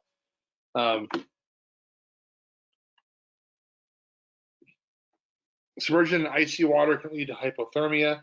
Most people in this situation usually die, and diving into water increases the risk of neck and spinal cord injuries. A lot of times with cold water, they have something called a torso reflex. A torso reflex is when they touch cold water and take that deep inhalation. And a lot of times when they fall into water that way, they take that water into their lungs, and that way they start the wet drowning process. So again, we need to make sure we're protected. And remember, the kids are very unpredictable. That's why there's so many new laws that are out there now, even regarding swimming pools and gates and fences and everything else.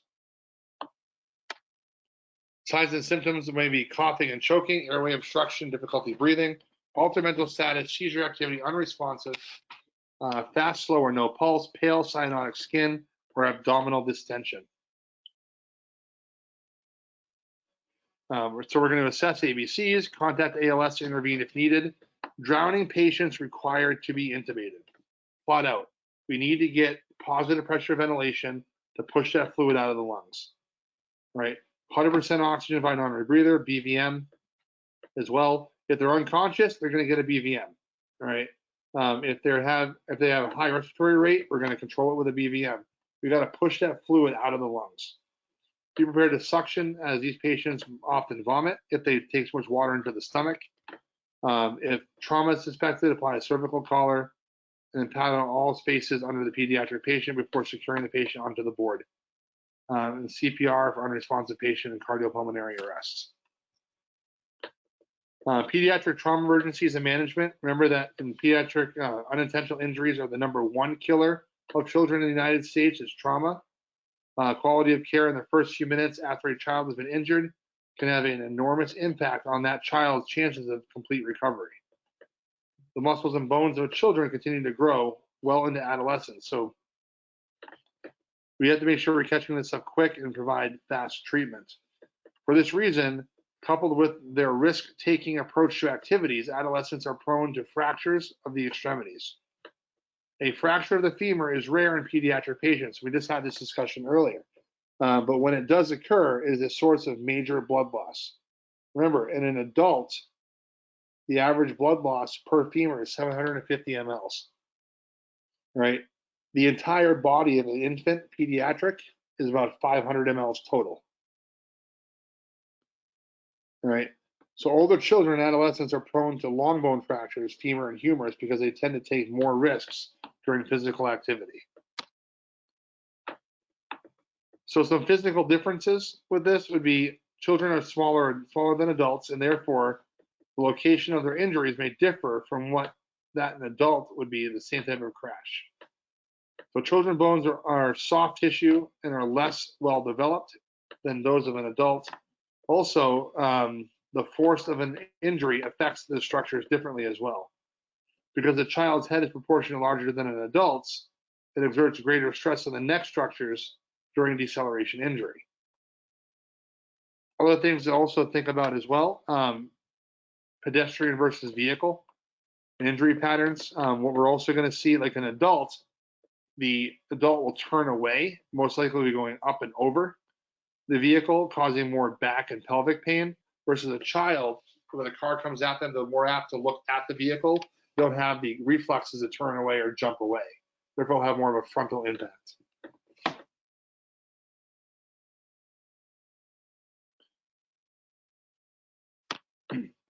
So important for the EMT to understand physical and physiologic characteristics of children in vehicle collisions, which we just talked about. Remember, children can also dart out in front of a motor vehicle without even looking, because they have no sense of safety at that point in time. They have to pick that stuff up. So the area of greatest injury varies depending on the size of the child and the height of the bumper at the time of impact. Typically, we'll see head, spine, abdomen, pelvis, or legs for injuries. Children, especially those who are older or adolescents, are often injured in organized sports activities. So head and neck injuries occur after high-speed collisions and contacts such as football, wrestling, ice hockey, field hockey, soccer, and lacrosse. So remember to mobilize the cervical spine when caring for children with sport-related injuries and be familiar with the local protocols. Another big one with sports-related injuries, which we're going to get into now, is head injuries. And we have to be very, very observant, looking for signs of concussion. So head injuries are common in children because the size of children's head or child's head in relation to the body obviously are larger than the adult. So an infant also has a softer, thinner skull, which may result in the injury to the brain tissue. And the scalp and facial vessels may also bleed very easily, causing a great deal of blood loss if not controlled. So on Sunday, remind me to show you guys the picture of that I have on my phone of a 9-year-old ski injury head trauma. I'll be able to show it because I have permission from the family to take the photo of the x-rays. And you'll be able to see the frontal lobe impact that happened, even while wearing a helmet. So nausea and vomiting are common signs and symptoms of head injuries in children, so you need to pay close attention for concussion. And even with sports-related injuries, now even coaches have to go through concussion training on how to recognize it as well. It's actually a requirement now. So you should suspect a serious head injury in any child who experiences nausea and vomiting after a traumatic event. So immobilization is necessary for all children with possible head or neck spinal injuries after traumatic events. So again, all those different sports that are there.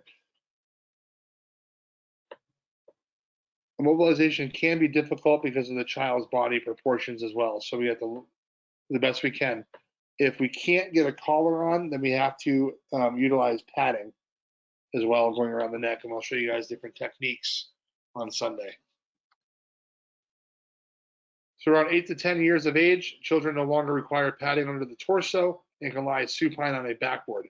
So again, backboards now are only utilized for extrication purposes, and they come off the board and stay on the stretcher.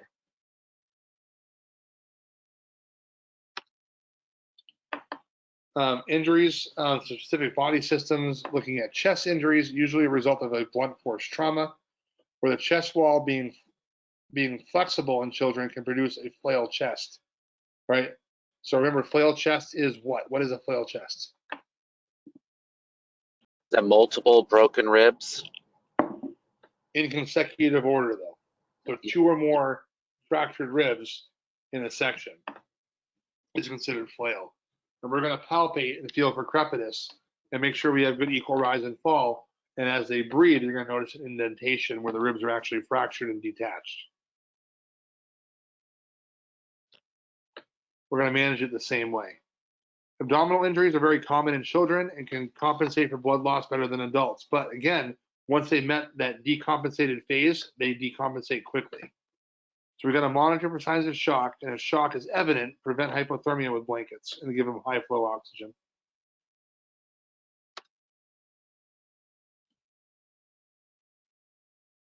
So this figure illustrates the impact of blood loss on a potential, for developing shock. So all children with abdominal injuries should be monitored closely for symptoms of shock as well. All right, burns. So burns are to children are generally considered more serious than burns to an adult. Remember, they have more surface area relative to total body mass, which means greater fluid and heat loss. Children also do not tolerate burns as well as adults do. Children are more likely to go into shock, develop hypothermia, and experience airway problems very quickly. Remember, the airways are smaller, they're more pliable, less body surface area, also less fluid retention inside the body. So with all that together, they can go into shock a lot faster. Some common ways children are burned are exposure to hot surfaces, hot items on a stove, exposure to a caustic substance. And with this, infection is a very common problem. So burned skin cannot resist infection as effectively. So again, it's open to the air, and things can get inside and cause significant infection. So we have to use a sterile technique when handling the skin. So nice light layer of gauze over that. We don't put anything restricting, because burnt skin and tissue and flesh can expand with swelling. So the last thing we want to do is wrap any kind of gauze tightly around it, because that can cause constriction and also basically form a tourniquet on the arm. So we should consider child abuse in any burn situation. Just keep that in the back of your mind. Remember that they're reporting anything suspicious, and there's different severities. So we have our partial thickness, which burns involve less than 10% of the body surface. Moderate partial thickness burns involve 10% to 20%. And severe, any full thickness or partial thickness burn involving more than 20% of the body area, or any burn involving hands, feet, face, airway, or genitalia are considered severe. Pediatric patients are managed the same way as manner as an adult. So if the patient shows signs of shock, prevent hypothermia, keep them warm. If the patient has bradycardia, we're going to ventilate, and we're going to monitor the patient during transport. A lot of the same stuff we've already discussed. Injuries to the extremities. Children have an immature bones with active growth centers or growth plates. So the growth of these long bones occur at the ends of each specialized growth plate. And growth plates are a potential weak spot, and you may see an incomplete or green stick fracture that can occur. You also see something with spiral fractures as well. So we'll be able to look at those. General extremity injuries in children are managed the same way as an adult. Painful deformed limbs with evidence of broken bones should be splinted. So we just do the same thing, we splint. Specialized splinting equipment should be only used if it fits the pediatric patient. SAM splints work phenomenal for pediatrics for splinting. You should not attempt to use an adult mobilization device on a pediatric patient unless the pediatric patient is large enough to properly fit. As far as pain management goes, splinting helps tremendously with pain management. Ice packs, extremity elevation as well. The first thing we need to do, though, remember, is recognize that the pediatric is in pain. So if they are limited vocabulary, we use the Wong-Baker FACES pain scale. And they may require ALS intervention with narcotic pain management. So again, don't not consider calling for ALS.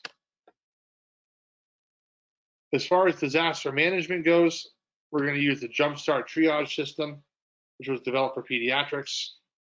And we'll cover more of that during MCI stuff for triage. But there are 4 categories: green, yellow, red, and black. With that, green are considered minor. Yellow is delayed treatment.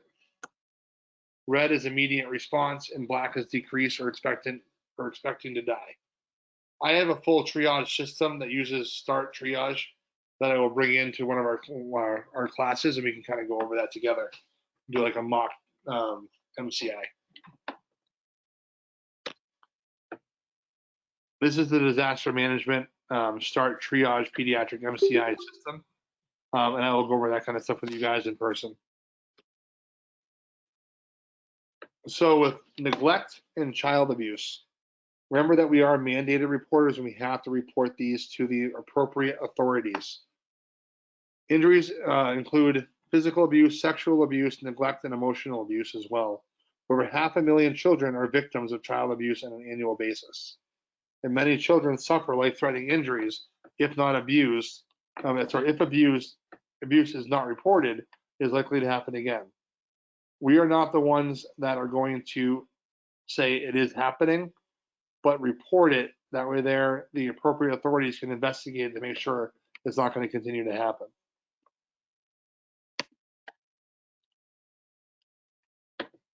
So you'll be called to homes because of reported injury to a child, to be aware of the surroundings and document everything accordingly.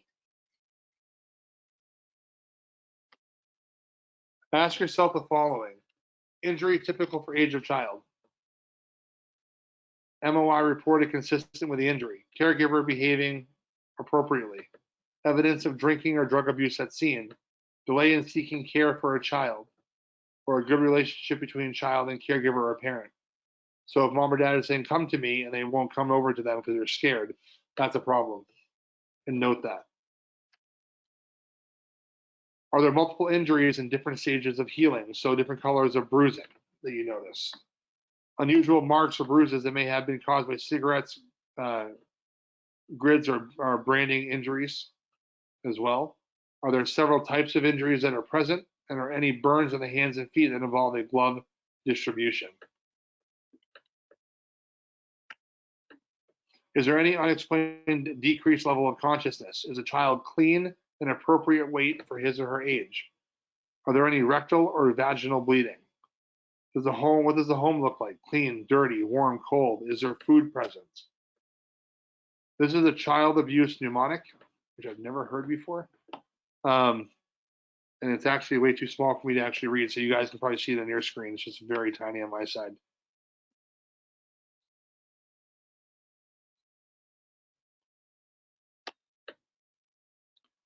Looking for bruises, observe color and location. New bruises are pink or red. Over time, they turn blue, then green, then yellow, then brown, and then faded.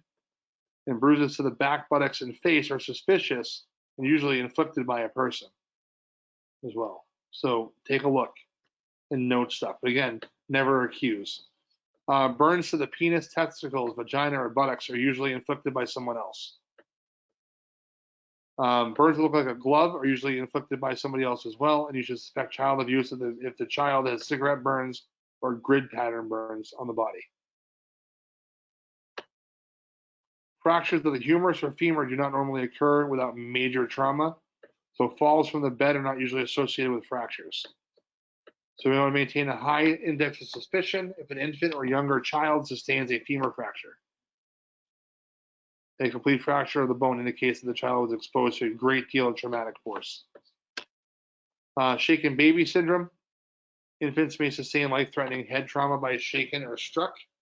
So bleeding in the head may damage the cervical spine and damage the cervical spine as well. And infants will be found unconscious, often without evidence of external trauma.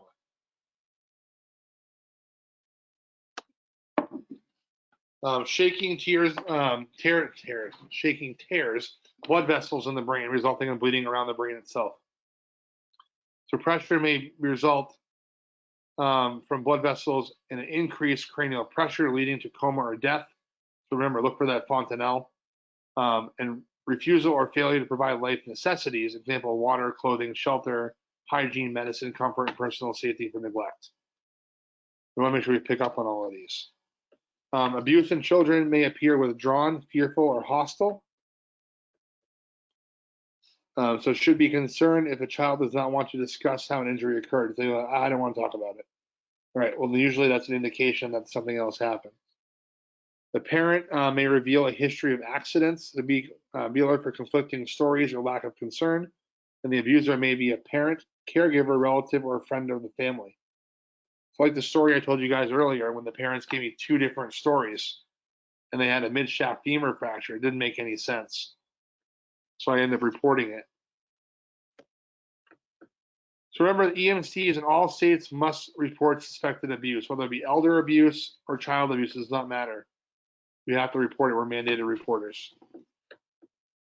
It is not our job to determine whether it's abuse or not, but it's our job to report it and have the appropriate authorities investigate. If it's sexual abuse, please do not start assessing the abused areas they were sexually abused by or areas they were abused. Take note, transport, and let the hospital take care of those appropriate kits to see what's going on. Children underage and gender may become victims of sexual abuse. Often long-standing abuse by relatives. I've actually seen this happen with junior firefighters before. Pretty sad stories.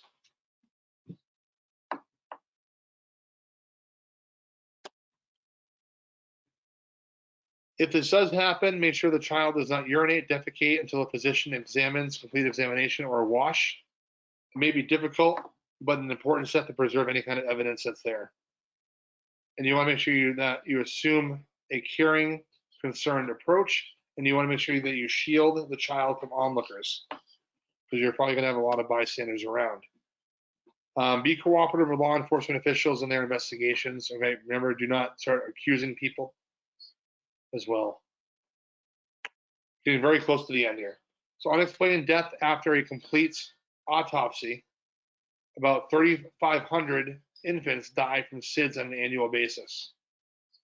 So babies should be placed on his or her back on a firm mattress in a crib free of bumpers, blankets, and toys.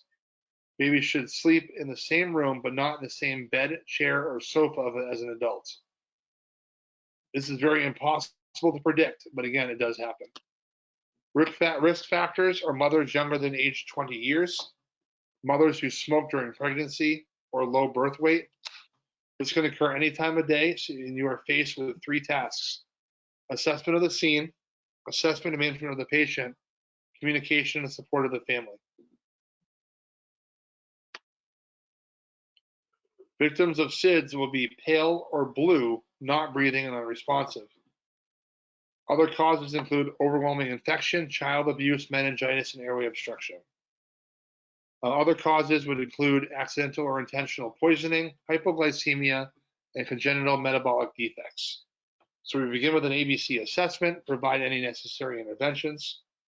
Depending on how much time has passed, the patient may show postmortem changes like rigor mortis or dependent lividity. If you see these signs, call med control. If there's no signs of postmortem changes, begin CPR immediately. If you see it, call med control, as you're probably not going to do anything to the infant at all. Again, it's going to be very difficult to not work a pediatric cardiac arrest. But if there are signs of lividity or rigor mortis, there's no chance of survival. It's actually futile to even move forward with the assessment. As you assess the patient, pay special attention to the marks or bruises on the child before performing any procedures. Note any interventions that were performed before your arrival as well. And to finish up, looking at scene assessment, carefully inspect the environment, noting the conditions of the scene and where the infant was found. All this stuff has to be in your documentation. Assessment should concentrate on signs of illness, general condition of the house, signs of poor hygiene, family interaction, and a site where the infant was discovered. Do not allow yourself to be judgmental about the family's interactions at this time, and do not report any behavior that is clearly not within the acceptable range, such as physical and verbal abuse. Note all items that were in the crib, including pillows, stuffed animals, toys, and small objects. Sudden death of an infant is devastating for a family. It tends to invoke strong emotional response among healthcare providers and allows the family to express their grief as well. A lot of times when you have a pediatric death as EMS responders, we'll put the ambulance out of service. That way they have time to kind of talk and kind of like debrief and whatnot. So death of a child, in addition to medical treatment, the child may also require, you must also provide family with empathy and understanding. So again, you need to talk with the family. You have to be with them. Introduce yourself to the child's parents or caregivers. Let them know who you are. Ask about the child's date of birth and medical history. We have to get all this information for our reporting. The following interventions may also are helpful: using the child's name.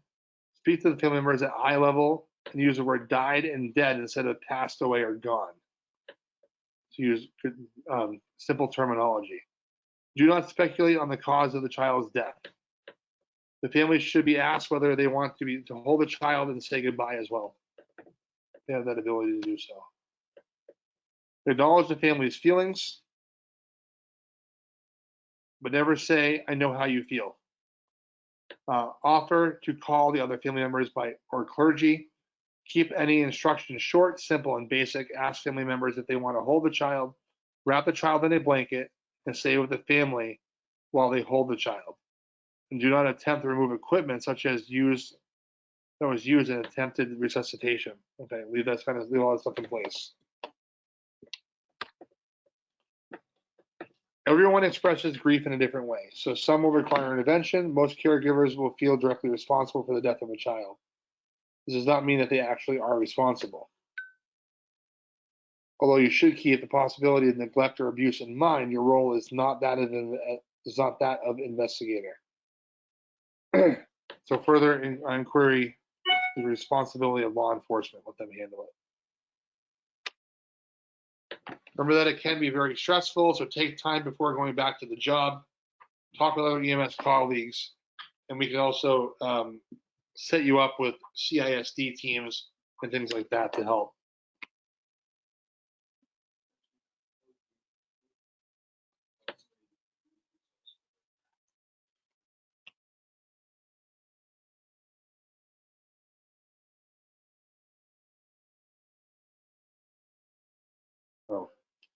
So Tyler was mentioning to me to mention to you guys the Code Green campaign is a good resource as well to help you guys out.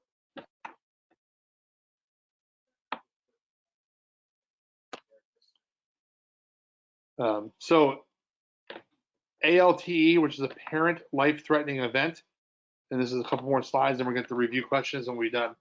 Infants who are not breathing, cyanotic, unresponsive, sometimes resume breathing and color with stimulation. This is called an ALTE, or a parent life-threatening event. The classic ALTE is characterized by a distinct change in muscle tone or choking and gagging. I've been to quite a few calls. This has actually happened. After ALTE, a child may appear healthy and show no signs of illness or distress. So you must complete a careful assessment and provide rapid transport to the ED. Pay strict attention to airway management. Assess the infant's history and environment. Allow caregivers to ride in the back of the ambulance. Let the physicians determine the cause. All right, let's do some review and we'll be out of here. How does the pediatric anatomy differ from an adult anatomy?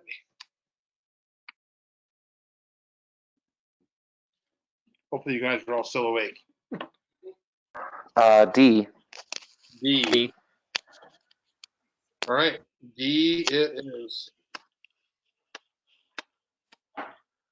When a small child falls from a significant height, the blank most often strikes the ground first. Head. Okay. Yeah, I'm thinking head. Right, A it is. Good job. When assessing a conscious and alert 9-year-old child, you should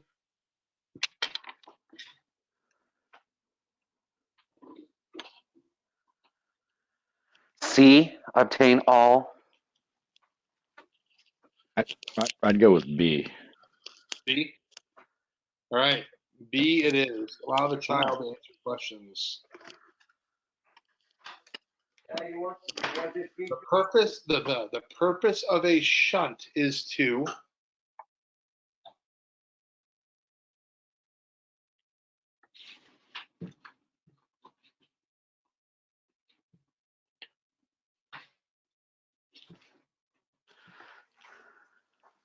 D.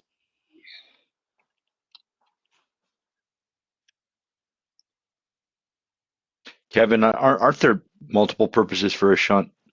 They are. They can be, but this one here is looking for. They probably should have put more into the question.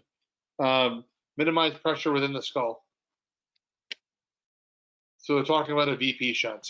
That's what they probably should have said. The purpose of a VP shunt, not just a shunt on there.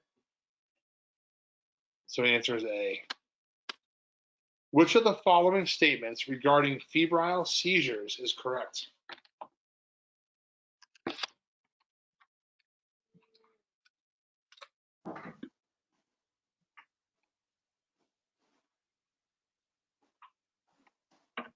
A, B, C, B. D.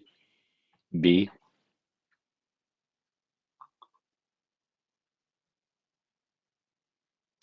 So the Yeah, answer so- is yeah, the answer is D. So less than 15 minutes.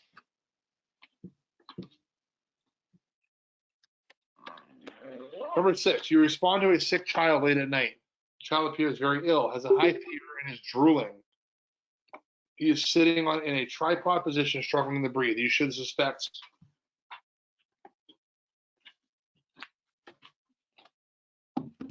C. C, epiglottis.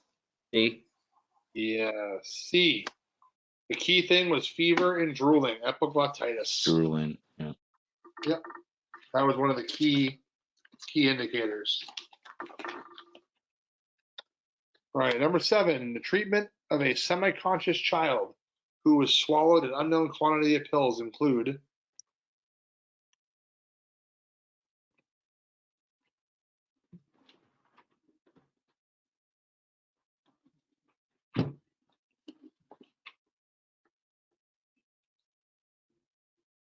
I'm torn between B and D.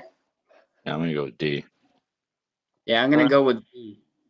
right. So B, monitor the child B. for vomiting, oxygen, and transport.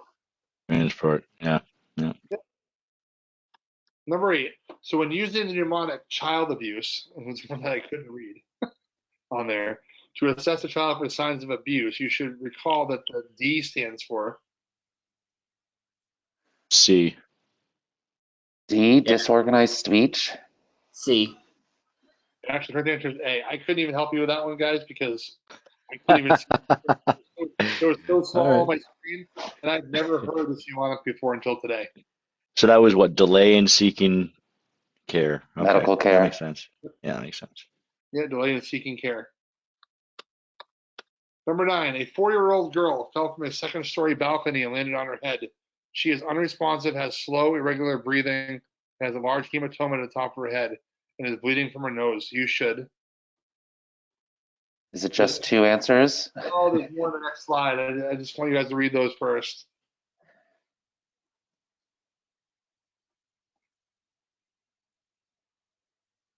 All right, we'll go to the next slide here really quick. Here's C and D.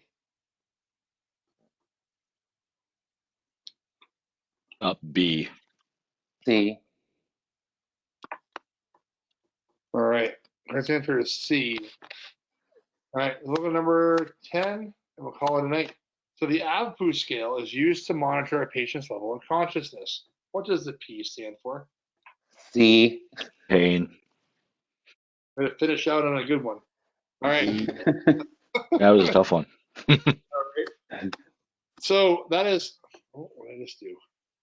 Discard that.